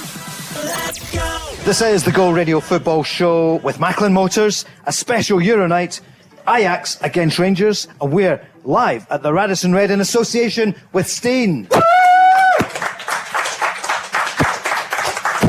Minutes away from kick-off. It's going to be, remember, 5:45 kick-off. Phil is with us. Phil, where do you live? I say Livingston. You're in Livingston? Oh, yeah. Well, welcome to the way. It's in between Glasgow and Edinburgh. What was your first big cup final with Big Rangers? Cup, 1966. 66, so Celtic played Rangers. Well, you remember Hampden 72. Park. 72, you remember yeah. well, of course, because we're staying on the positive just now, because 66 wasn't the best one for you, was it? But 72, what's your memory of that? 72 has been at Ibrox when they returned with the cup. Yep. And the truck was going around the running track at the time. They had the running track around the park. Mm-hmm. But in 66 cup final, I was actually in a little blue invalid car. Oh.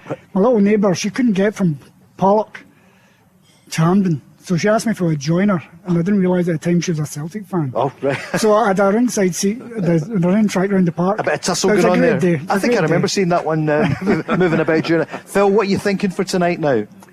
I think everybody's sort of putting the onus on Rangers being on the back foot, but I think Ajax, they know they're going to have a game in their hands tonight, and they'll be watching the replays of the PSV and how we approach that game, and they know we're no pushover. Okay, Saturday was a bad day for Rangers in the whole, but I think Ajax will be wary, and I think that'll be positive for ourselves. If we can come out, hold it tight, keep the central midfield control, keep it, let the ball do the work, pass the ball around, don't start running about like headless chickens, then you run out of steam. But I think, in fairness, I'd like a 1-1. But I think we can come away with a 2-1 win if we get the right positive start. Barry? Oh, take that all day. All day. All day. But I do think he's right there what you said. I think the two holding midfielders are crucial. They need to be solid, be with the two centre-backs, protect him as well. And that's why I think he's went with Kamara and Lundstrom sitting in there. So, listen, look, there's no doubt it's going to be tough, but I said earlier on, 100% it's the start, the first 15-20 minutes. Very similar if they want to get a result to the PSV performance. There's no much difference between PSV and Ajax.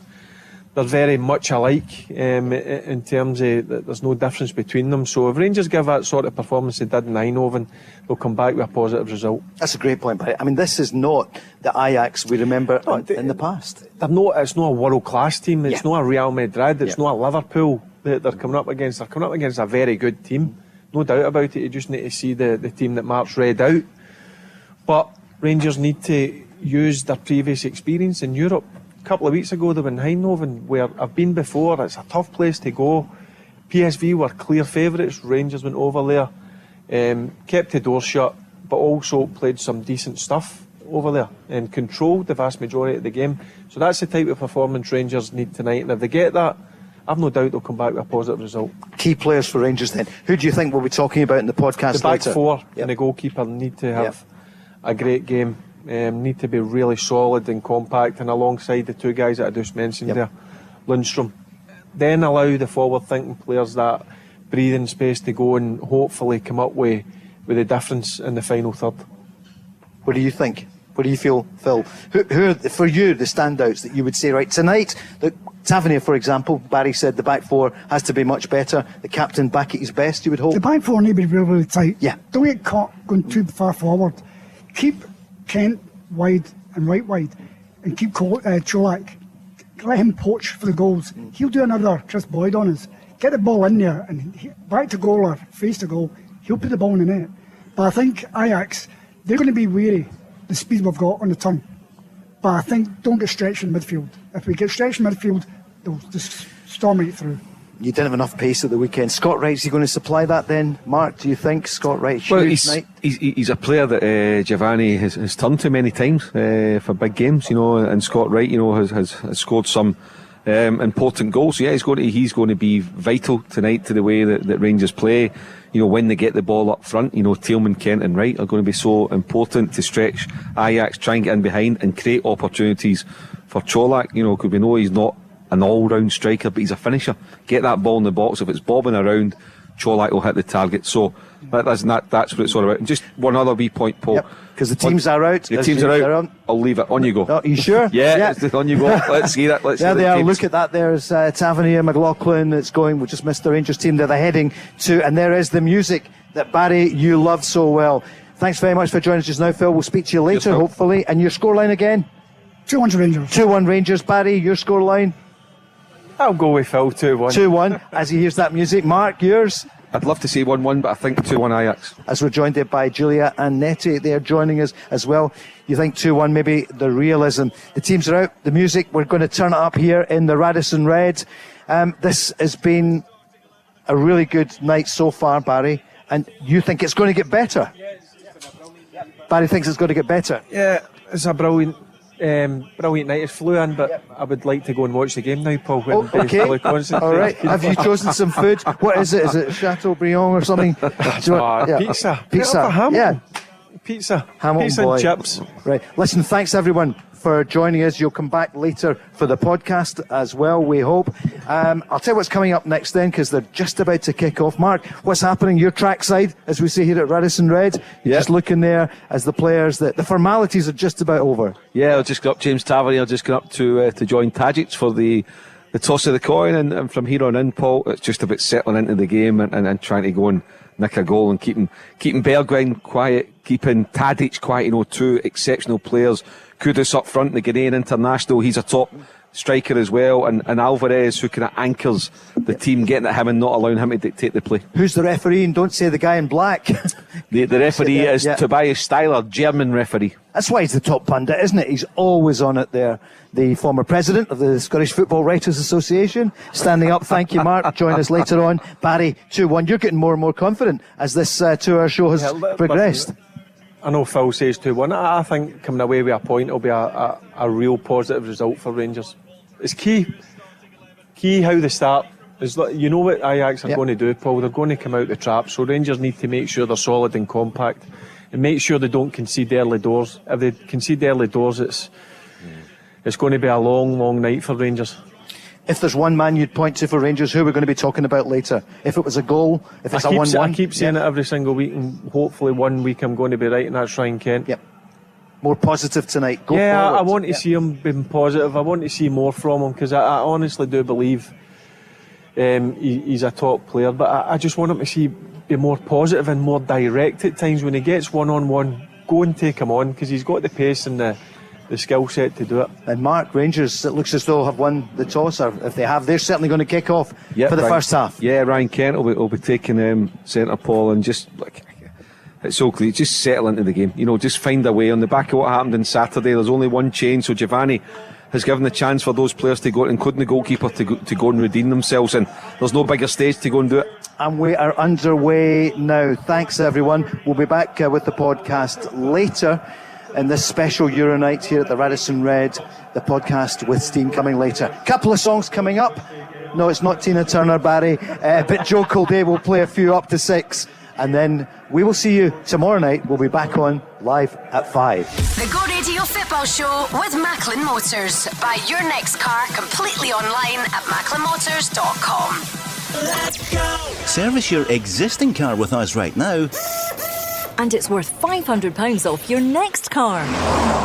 Yes, at Macklin Motors Toyota, we'll give you a £500 voucher off any of our brand new Toyotas when you book in for a service with our expert Toyota trained technicians. We even have complimentary courtesy cars available, so book your service now and get £500 off any new Toyota. Visit macklinmotors.co.uk or see us at Kennishead Road, Darnley. Macklin Motors, the new name for Toyota sales and servicing in Glasgow. Valid on services till 30th September. Excludes Motability. As one of Scotland's leading mechanical and electrical contractors, Steen delivers a wide range of mechanical, electrical, plumbing, heating and renewable solutions for your home or business. Our specialist team provides our clients with the highest quality service and installations, giving them peace of mind and confidence to return in the future.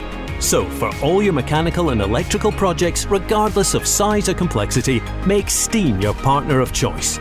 For more information, visit steenelectricalsolutions.co.uk. Euro Nights from the Go Radio Football Show with Steen. Home Check, providing peace of mind for your home with multi-service care plans. It's the Go Radio Football Show, a special Euro night. Ajax against Rangers. We're at the Radisson Red in association with Steen, and I'm afraid at full time, which was just 30 seconds ago, the Dutch Masters beat Rangers 4-0. The goals came, well, the first one in only 17 minutes. Alvarez, a header. We'll talk about it with Barry Ferguson, Mark Guidi, and our friends who are watching here, some Rangers fans in the Radisson Red with Steen. And then it was 2 goals in less than 2 minutes. We'll talk about that in a moment or two. And then the 4th goal later in the game. But it was too late. It was 4-0. Barry, what's your feeling? Bitter disappointment. What do you feel? Well, I've no complaints. The better team won, Paul. I thought the first half Rangers were so passive.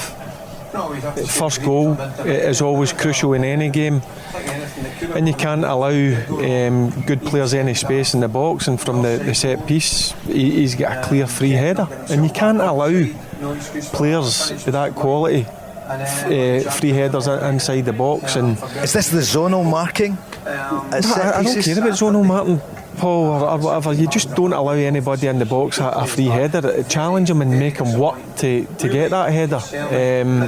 But to be quite honest with you, they were clearly the better team. Second half, it was damage limitations. Gio changed the shape, 5-4-1, just to stop them scoring any more goals. Yep, they got a 4th goal in the second half. A mistake from Ryan Jack. I'm not sure if Sands can play it up the pitch himself. But overall, no complaints in terms of the better team won the game. Mark Guidi, it seemed a long night, didn't it, given that Rangers were 3 down fairly early on? Yeah, within 35 minutes they're 3 down. I have to say, the opening goal, zonal, it's just about taking responsibility. It's just about being a footballer, taking responsibility, commanding your box and doing whatever it takes to clear it. Did anyone challenge Alvarez? No, they didn't. No, it was a free header, and it wasn't even a clean header, but it was a free header. See, the problem there, Mark, is I'm seeing him getting a free header, but you've just says I don't see anybody on that pitch having a go or saying what's going on here. You can't allow whoever's area he's come into. You just can't allow that. You're spot on. There was no inquest, and for me, I say at the top, you're wanting Rangers to get something deep down. I didn't fancy them, but I'm gobsmacked at the manner of the performance. I thought it was absolutely shocking, the manner of the performance in that first 45 minutes. Not Champions League level, not Rangers level, and from the manager right through the starting 11, there's got to be serious questions asked, and there's got to be, and Barry will tell you, it happened many a time in his day, whether it was under Dick Advocat or Walter Smith or Alec McLeish, some harsh words in that dressing room, some tough talking to get ready in time for Pittodrie on Saturday. 7 of the 11 who started tonight, Barry, as you know well, you were there, they started in Seville. Yep, but see, in terms of the game, Paul, certainly in the first half, I'm not saying go out and kick players or whatever. Get close to them. Make it difficult for them. I didn't see that in the first half, which I was shocked, surprised, whatever you want to call it. But that first 45 minutes was as poor as I've seen Rangers. Even going back to the game at the weekend against Celtic. Second half, you can say they've done a bit better, but listen, the game's done by then. The game's over. He changes shape just to make sure they don't lose any more goals. Yep, they looked a bit more solid, but overall, look, you're playing against a very good team, but you're not playing against the top team. I want to ask you more about that in a moment or two. We're here in the podcast. We're in the Radisson Red with Steen. Derek joined us earlier on.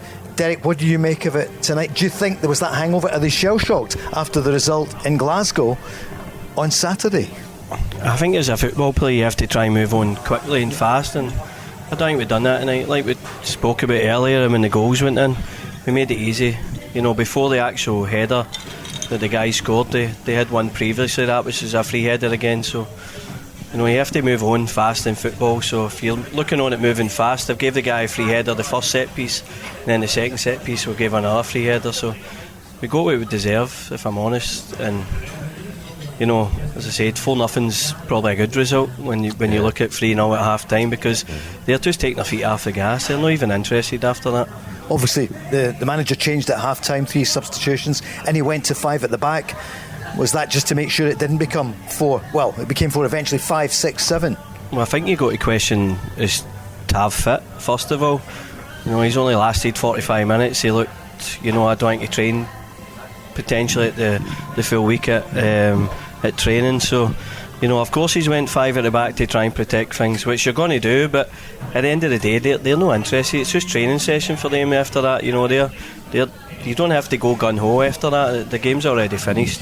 Barry, what about James Tavernier? You said in our programme on Friday there might be a problem about the captain. He played on Saturday, he played tonight. Yeah, he doesn't look fit, and me and Mark were actually speaking during the first half. The best thing for was Tav. Look, I know he's a captain and he wants to lead for the front, but clearly he's not 100% fit. And they've done the right thing, whether that was Tav or whether that was Gio or whether they spoke to each other. They've done the right thing with taking him out. But it's beginning to be a bit worrying for Rangers. They look short to me. They look short to pieces. There's no real leadership in there, which during the games is worrying, watching them. But look, there's no complaints. Listen, you can go on about tactics or whatever. They were clearly a better team in Rangers. Leon King came on. How did he do for you? I mean, is he the backup now for Saturday? Well, he went to right wing back, right back, which he's predominantly a centre half. Well, he is a centre half, Leon King, young player. And I thought, listen, he came up against Bergwijn, who is a top class player. Let's not kid ourselves on. And I thought he acquitted himself really well. Young Leon King getting into an atmosphere like that in Amsterdam, coming up against really good players. I thought he done well. Mark, what would you do for Saturday? And listening to everyone here, they're worried now. They're worried about the league campaign as well. But what are the options at the back? Tavernier not fit at the moment. We know that Ben Davies at least was on the bench. What's he going to do? I mean, obviously he's left-sided. You need to make changes now, Paul, and you certainly need to go and try Golson and Davies together. Sands has acquitted himself over the piece, fairly well. The own goal in that tonight, but get Ben Davies in and just give him a run. Give him a run. There's a couple of games to the international break. Rangers can't afford to drop any points. Aberdeen will smell blood at the weekend. Pittodrie is always a difficult place to go to. Jim Goodwin's getting Aberdeen going, but Rangers have got a quality squad and they need to go and show it, and they need to go and bounce back. They'll travel up to Aberdeen on Friday night, lunchtime kick-off. It's a big ask, but that's why you play for Rangers. There's no point in moaning now about being in the Champions League. You want to be there. The fixtures come thick and fast, and you've got to go and get on with it. But you definitely change it. I don't think there should be any more loyalty to any guys that he's got doubts over now. Change it, freshen it up. The other thing about Tavernier, I'm thinking that normally clean the guy out at the third goal. Clean the guy out, take one for the team, take a yellow card. If I had one question mark over McLaughlin tonight, it would be the third goal. Listen, it's come in off the post, it's a wonderful finish, but still, again, top class goalkeeper. You'd probably be saving that. Can I just come in there about Tav? Mark's spot on. I think if he's 100% fit, he's right up against him and he's forcing him back towards his own goal. You can't allow him to turn. Yeah, you can't. He did impress us. But one thing I will say about John McLaughlin, he pulled off some decent saves tonight. It showed me that, listen, after a tough Saturday, he's come back pretty strong. He's probably the one that's come out of this game, because he's conceded 4 goals, but at least he stood up and made some decent saves.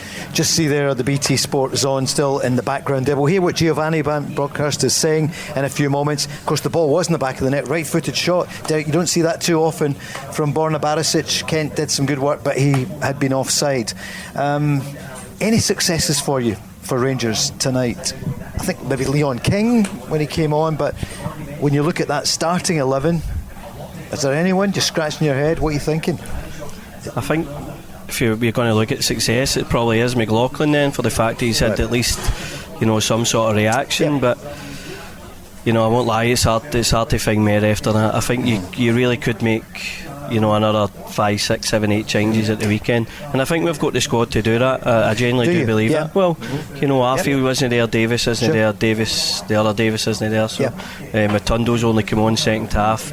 I'm not sure how Jack's fitness is, so I mean, there's just a few names off the top of my head, but there's a lot there, so we could make some changes. Morelos, I expected to maybe see him come on and get at least 15 or 20 minutes, just to get a bit of minutes in his legs. Now, I don't know if they're going to give him a fair training session after the game, but I was surprised that we never seen Morelos come on the pitch. Do you know what I would do, with Morelos?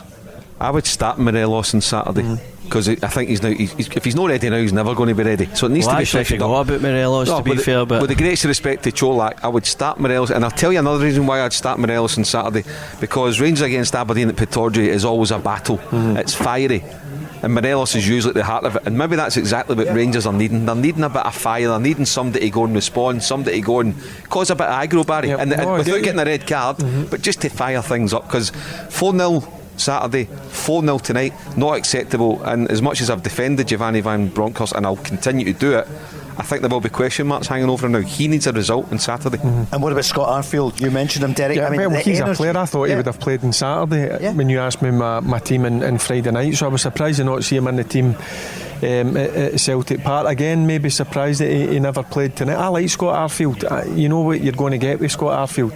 He's a dying breed. He's got really late runs, but he's got brilliant experience. So he's right, there could be a few changes, but at this moment in time, Rangers look at a team that's suffering with confidence, and now this is when the big characters need to stand up. You need to see it now, because you know what, Mark's just mentioned it. You're going to a place on Saturday which I've never known it to be easy up at Pittodrie, certainly when Rangers travel up there. Jim Goodwin's starting to get a decent team together, they're starting to get decent results, so this is going to be a tough one, Paul. Is it too early to ask you Napoli next week how you're feeling about that? I think your mind's really on Aberdeen now, Pittodrie, lunchtime. I think you've got to take the next game as it comes. That's the most important thing, and going up to Aberdeen's going to be huge, so we need to focus on that and dust ourselves down after the night and hopefully get a reaction at the weekend, and then we'll worry about Napoli, or we'll let Napoli worry about us when they come to Ibrox. Derek, thanks a million for joining us here tonight, our special podcast at the Radisson Red with Steen. And Billy left us earlier on. I think he's headed away now, hasn't he? But had enough. Thanks, Derek. Barry Ferguson, Paul Cooney, Mark Guidi, and some of our friends. Nettie, a big Rangers fan there. Julia, I think, who was at the game last night from the other part of the city.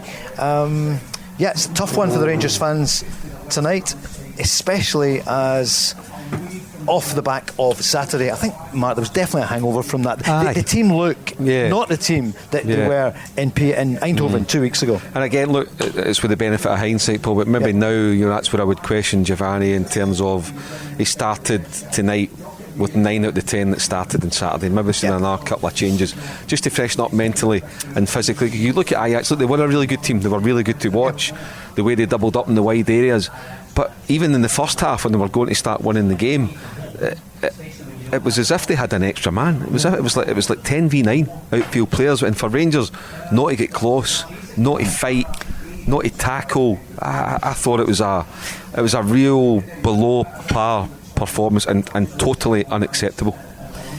Kenny was with us earlier. Hi, Kenny. So, hi, Paul. What can we say now?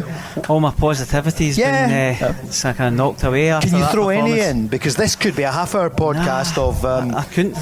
I'll be honest with you, it was so disappointing, so flat, so lifeless. I agree with Mark, there was no fight, there was no heart, I can't think of anything that I've got come out of it positive. How was the pizza? The Barisic. How was the pizza? I didn't have any. You didn't? All right. Okay, it's really... He's had about 8 pints. He still makes more sense than me. At the Barisic goal, were you going to say? At least chopped off. It's the first time I've seen Borna hit a good shot with his right foot and it went in, but Tillman, it was offside. Let's talk about a few of the players then. The young players, only 20 years old, on loan from Bayern Munich. How did he do for you early on? Tillman, he had a good run in the first half. He didn't have any support with him. After that, I thought he looked a bit lost in it. And don't be wrong, they're an outstanding team. They're much better than I thought they were going to be. Certainly better than PSV. Good, very good in the ball, good feet. But I just didn't think we competed against them tonight. They're off to Aberdeen. They're starting the journey just now. Off for the bus. Thanks very much for joining us. I think that's our cup final now.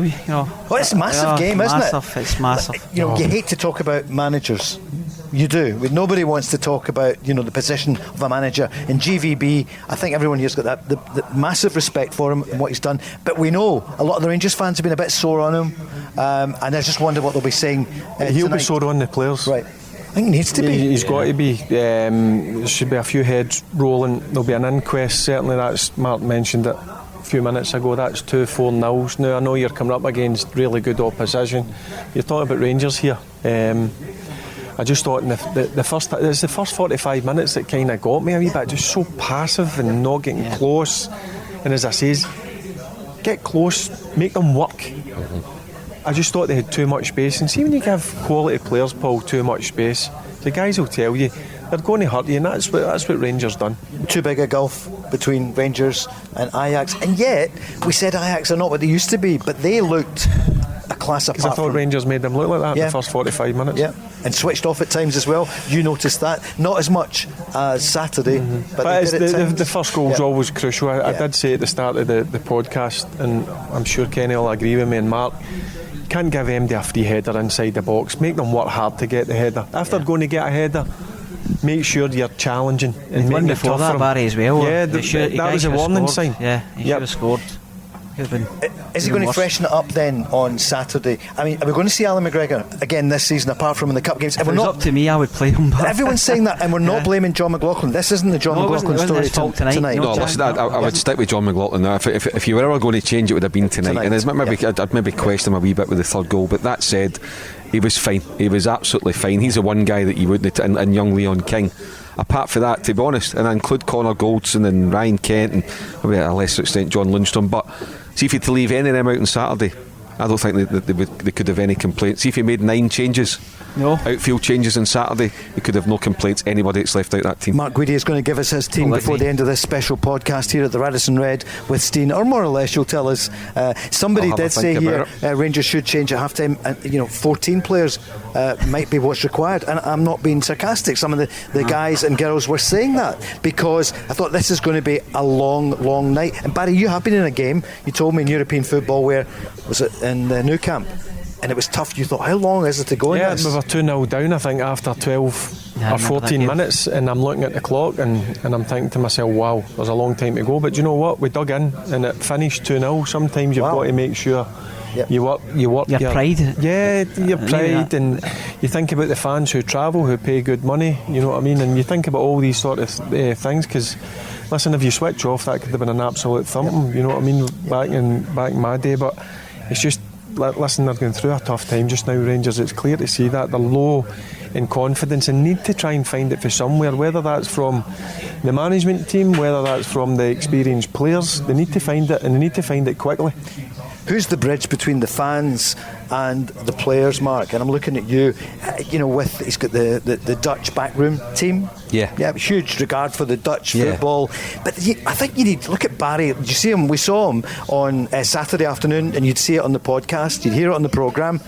You need that passion. I'm not saying there isn't passion, but who are the loud voices in that dressing room? Well, it's down to the players, Paul. I mean, he brought in somebody from, was it Cherry Bowry from the City group just a few weeks ago, a guy that he'd worked with before when Giovanni was part of the City group. So he's made that change to coaching staff. And the thing is now, let's just say, for example, he goes to bring in Barry Ferguson or Kevin Thompson's doing co-coms, or Alan McCoy's is a guest in the studio, and says, and you come and be part of the setup.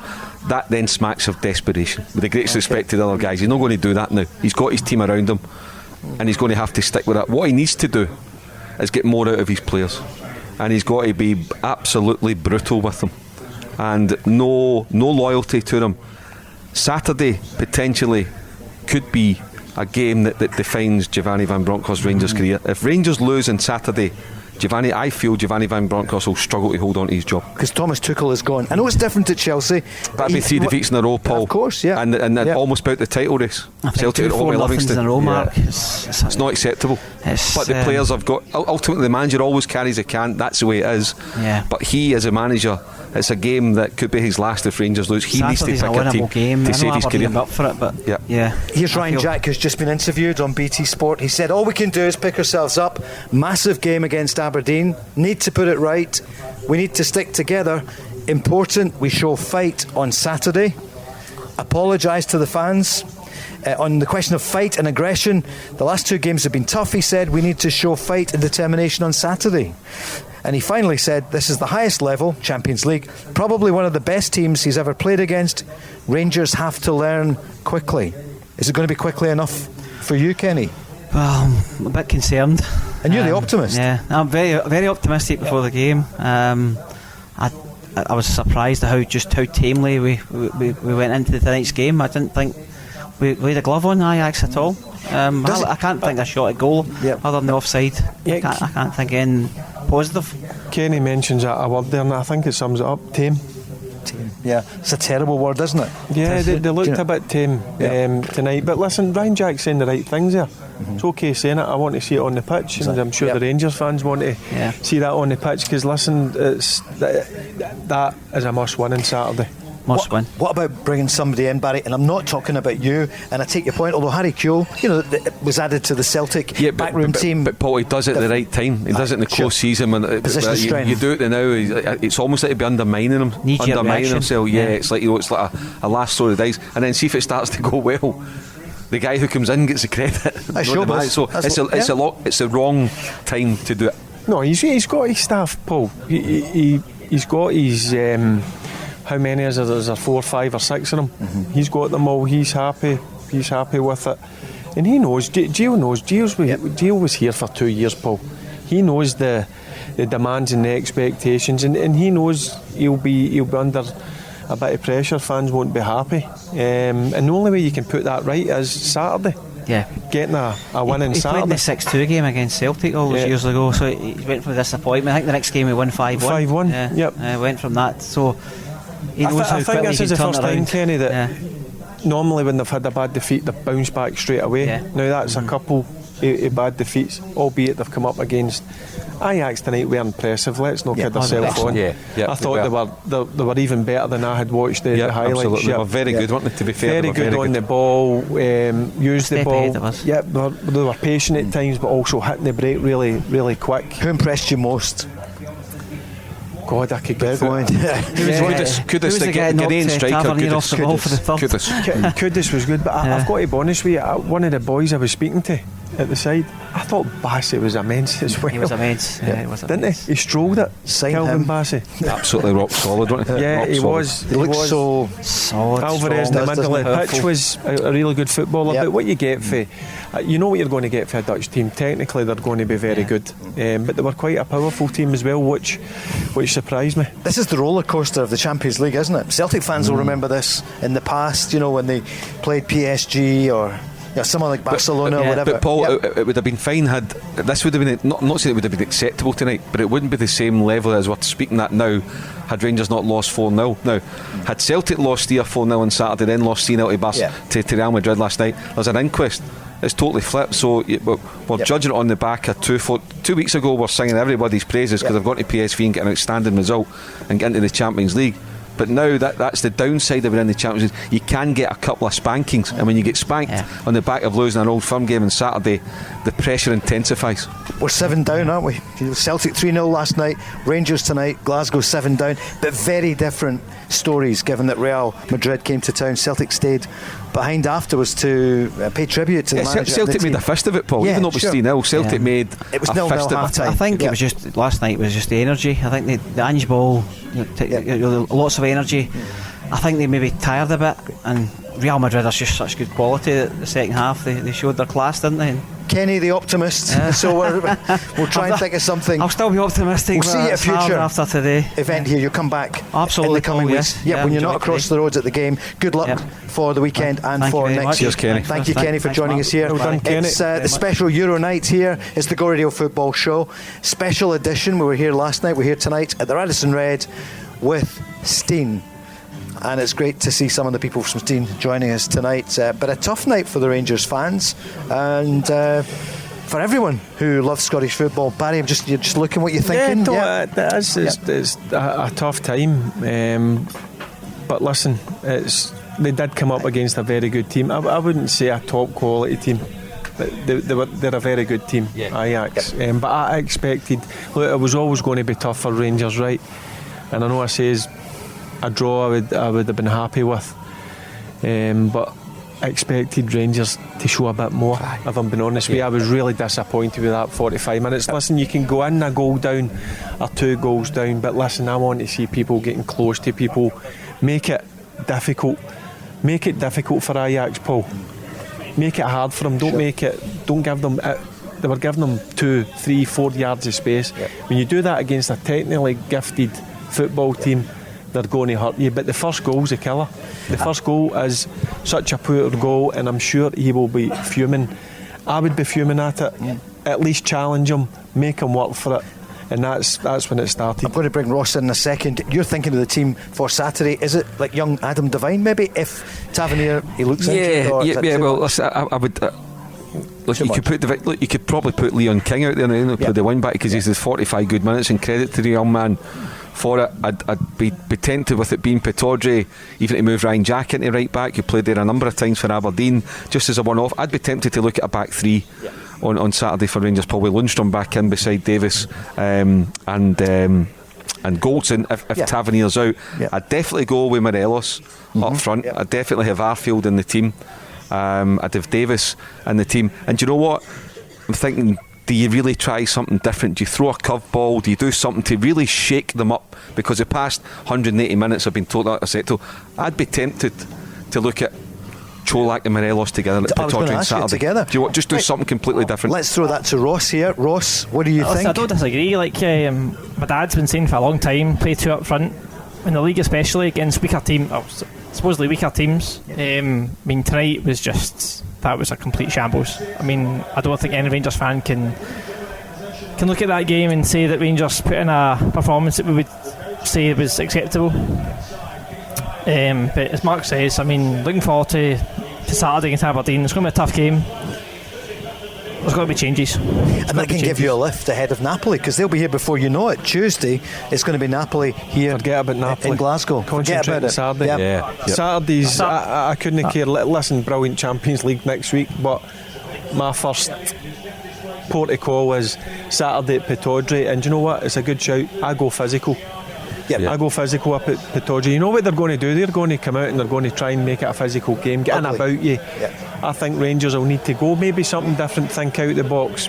Great shout. Morelos, Cholak up front, get it up, work off second balls maybe if they don't win the first one.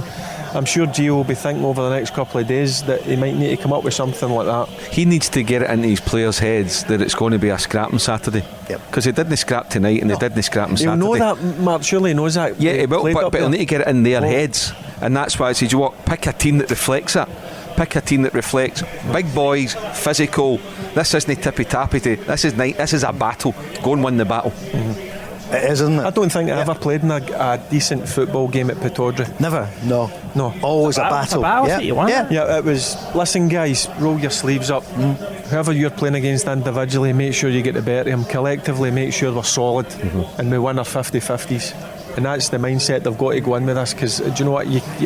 I expect Celtic not to easily turn Livingston over, but I think they'll win convincingly with 3 or 4 goals. So that's in my mindset. Celtic are going to get 3 points, and we don't come back for Pittodrie. Rangers don't come back for Pittodrie without 3 points. Or you're 8 points behind. I know it's still the 10th of September it will be. It's almost game over, but it's a long way. It would be 8 points, you're right, and that's unthinkable for you, Ross, and for the Rangers fans listening in. No, absolutely, Paul. I mean, at this moment in time, I mean, I love Gio. All Rangers fans love Gio as a player. He's done great for us in Europe, but at this moment in time, if you don't get 3 points on Saturday, it's looking bleak. Napoli Liverpool has just kicked off. What's your prediction for it, Ross, before we switch over? What do you think is going to happen tonight? Napoli Liverpool I think probably Liverpool are a stronger team, so maybe 2-1, 3-1. Okay, thanks for joining us, Ross. Cheers, Great Ross. to hear you here on the special Ross. podcast here live at the Radisson Red, just straight after. In fact, it's going to be a penalty. So we're just seeing that it's a penalty for Napoli in 4 minutes. We'll see that in just a moment or two. We'll tell you what happens. So I'll tell you what time it is. This was 8:05. It is 8:05 on, where are we? Wednesday night, aren't we? It's your bedtime, Paul. Soon, that's right. Pack me off early. He just makes sure he phones to make sure I've had my Ovaltine. And we'll just see what happens with the penalty here. Live trackside there in the Maradona Stadium. Mark Guidi. Oh, he's still choosing his team for Saturday. It's a crucial game on Saturday. Do you know what? Here we go. He steps up. The goal for Napoli. Think about it. Mark makes it's a brilliant point. I never even thought. I was just thinking about the performance tonight. Certainly the first 45 minutes. I thought the game was done anyway in the second half, but at least he changed it to make sure they were more solid. I know they lost another goal, but you may need to go up with a different formation, a different game plan up to Pittodrie, because you need to come away from there. No matter, I don't care what anybody says. I don't know what Dino thinks, what you think, but you need to come away for there. Well, here's with Dino, 3 points in the who's bag. just You joined can't us go then. 8 points behind. Yep. No, you can't go 8 points behind the Saturday. You're chasing your tail. I know we're only 7 games in, with 31 to go, but Saturday we need to go up to Pataudry, show a bit of desire, a bit of passion, a bit of fire in the belly. In my opinion, I would toss Stevie Davis in that team. Somebody who knows Rangers and actually goes in there, shows that midfield, like, I'm going to win a battle. Him and Jack in the middle, I'm not too sure. My midfield would be Davis, Lundstrom, Ruby in 2, and potentially I would toss in Arthur, didn't I? That would be my midfield. I can guarantee you, your former legendary skipper is going to completely agree with you. Yeah, I would have Arfield. Yeah, Arfield knows the game inside out. But I think you might go to a different formation. I'd go 3-4-1-2, but I'd put the 2 up top, play Arfield off them, have Davis at the heart of it, 3 big boys at the back, Jack and Davis in the middle. Yeah, and then your 2. I wouldn't have Matondo, I wouldn't have Kent anywhere near the starting lineup on Saturday. Give them something to think about. Give them Don something to worry about. Yeah, I'd leave it out just with this one. I wouldn't say that bad about Jack and Davis in the middle, but then you're losing a wee bit of pass to say Lundstrom. Would you put Lundstrom in with Davis? Well, if he goes with a back 3, I think he will go with Lundstrom in that back 3. We're just coming up with solutions maybe or ideas that he might go and change the kind of formation, because he does go back to a back 3. Yeah, he's got to shake it up. But I like the idea of going 2. No, like Gio likes a 4-3-3. We all know that. But I'm thinking, right, you know what? 3-5-2 or 3-4-1-2. What Mark says. Get the 2 big boys up top. You know what you're going to get. Sholak's a physical presence. We all know what Morelos brings. And then get a player like Scotty Arfield, who's so intelligent, running off them, and just make sure that 2 behind him are rock solid with the 3 centre defenders, and you've got 2 wing backs working up and down. And then from minute 1, okay, once Jim Goodwin sees the team sheet at quarter to 11, he'll know. But from minute 1, you potentially get Aberdeen all over the place if you're going 2 up. What do you do? What do they do? Give them something to think about. Yeah, because I think Jim will be tomorrow in training, Friday in training, when they do team shape 4-3-3, this is what you're going to come up against. I don't think Jim will be thinking that they might change it to a 3-4-1-2 or a 3-5-2, whatever way you want to call it. So yep, good shout. I wasn't even thinking about formations. I was just thinking about that first 45 minutes tonight's game. Look, you can go in at half time 1 or 2 goals down when you're playing a top quality team, but make them work for it. Make them work for it. And that's the thing I think it disappoints the Rangers. It'll be disappointing the Rangers fan, and it'll be clearly disappointing Giovanni. And Dino, it's too early maybe to say about next Tuesday. When are you off to Italy? Because for those who missed you earlier on, you are a Scots football player with the Paralympic team, which is magnificent, and you're off to Italy in 2 weeks on Saturday. And you're flying to Sardinia. Wow, Barry, you must have been there. I'm just wondering, how's your fitness regime? I've seen you're having a couple of beers over there. You've got a big tournament in 2 weeks. The beers on the mind there. No. They get a coach here. I'm going to fresh arms tonight, training tomorrow night. Look at the shape he's in, Barry. Come on, he's fresh arms, training tomorrow night. Love it. Exactly. If only Nettie was doing the same up there. Listen, we've had a great crowd here tonight, but it's been tough, hasn't it? 4-0 to Ajax, and already, quite rightly, you're thinking about Saturday then, rather than Napoli next week, because Rangers could go 8 points behind. But if a win up there, and then it throws something down to Celtic, who they're playing Livingston, but and I know it's at home. Ifs, buts and maybes. Champions League, Mark, we see it so often. The highs of the Champions League are like nothing else in club football, but my goodness, the lows. Look, it's like Celtic last night. You can accept Celtic losing. Their supporters accepted it because they made a fist of it. They made a good go of it, and again they were just up against the European champions and they picked them off. Tonight, on the back of the performance on Saturday for Rangers, it's not acceptable because they didn't fight, they didn't make Ajax work. You can accept losing in Amsterdam. I thought Rangers would lose tonight, but I didn't think they would lose in that manner. That's the biggest concern. That's what Giovanni's got to sort out between now and lunchtime on Saturday. Well, this morning the headlines were Celtic losing 3-0 to Real Madrid at home last night, second half goals. Ange Postecoglou said afterwards their fans deserve to see Celtic competing and beating teams of this calibre.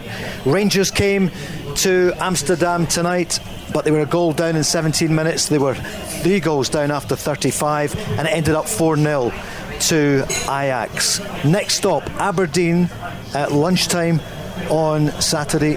Dino, you and everyone, thanks for joining us here tonight. Thanks. Will you come and join us again once you come back from Sardinia? Yes, I'll definitely come along. Promise. Brilliant. Really Good luck, Dino. All the best. Good luck to Dino when he goes over to Sardinia. Barry, thanks so much. You're back on Friday. Yep, you'll be with us Friday. Yep, okay. And Mark, yep, it's the top 2 on Friday. You'll be on as well. Just say yes. You're not. Okay, don't worry. I'll come on if you want me. Yeah, this has been a special broadcast coming live from the Radisson Red, and thanks for looking after us here in the Red Quarter of this magnificent hotel. Thanks to everyone there. I can see Derek still chatting away. Thanks to Julia, everyone, to Nettie and all the team. Okay, we're back tomorrow on air at 5, but the podcast, we'll be doing it again next week. Thanks so much, Radisson Red. Thank you to Steen. Euro Nights from the Go Radio Football Show with Steen. Pay less energy bills with the zero carbon options for your home or business. As one of Scotland's leading mechanical and electrical contractors, Steen delivers a wide range of mechanical, electrical, plumbing, heating and renewable solutions for your home or business. Our specialist team provides our clients with the highest quality service and installations, giving them peace of mind and confidence to return in the future. So, for all your mechanical and electrical projects, regardless of size or complexity, make Steen your partner of choice. For more information, visit steenelectricalsolutions.com.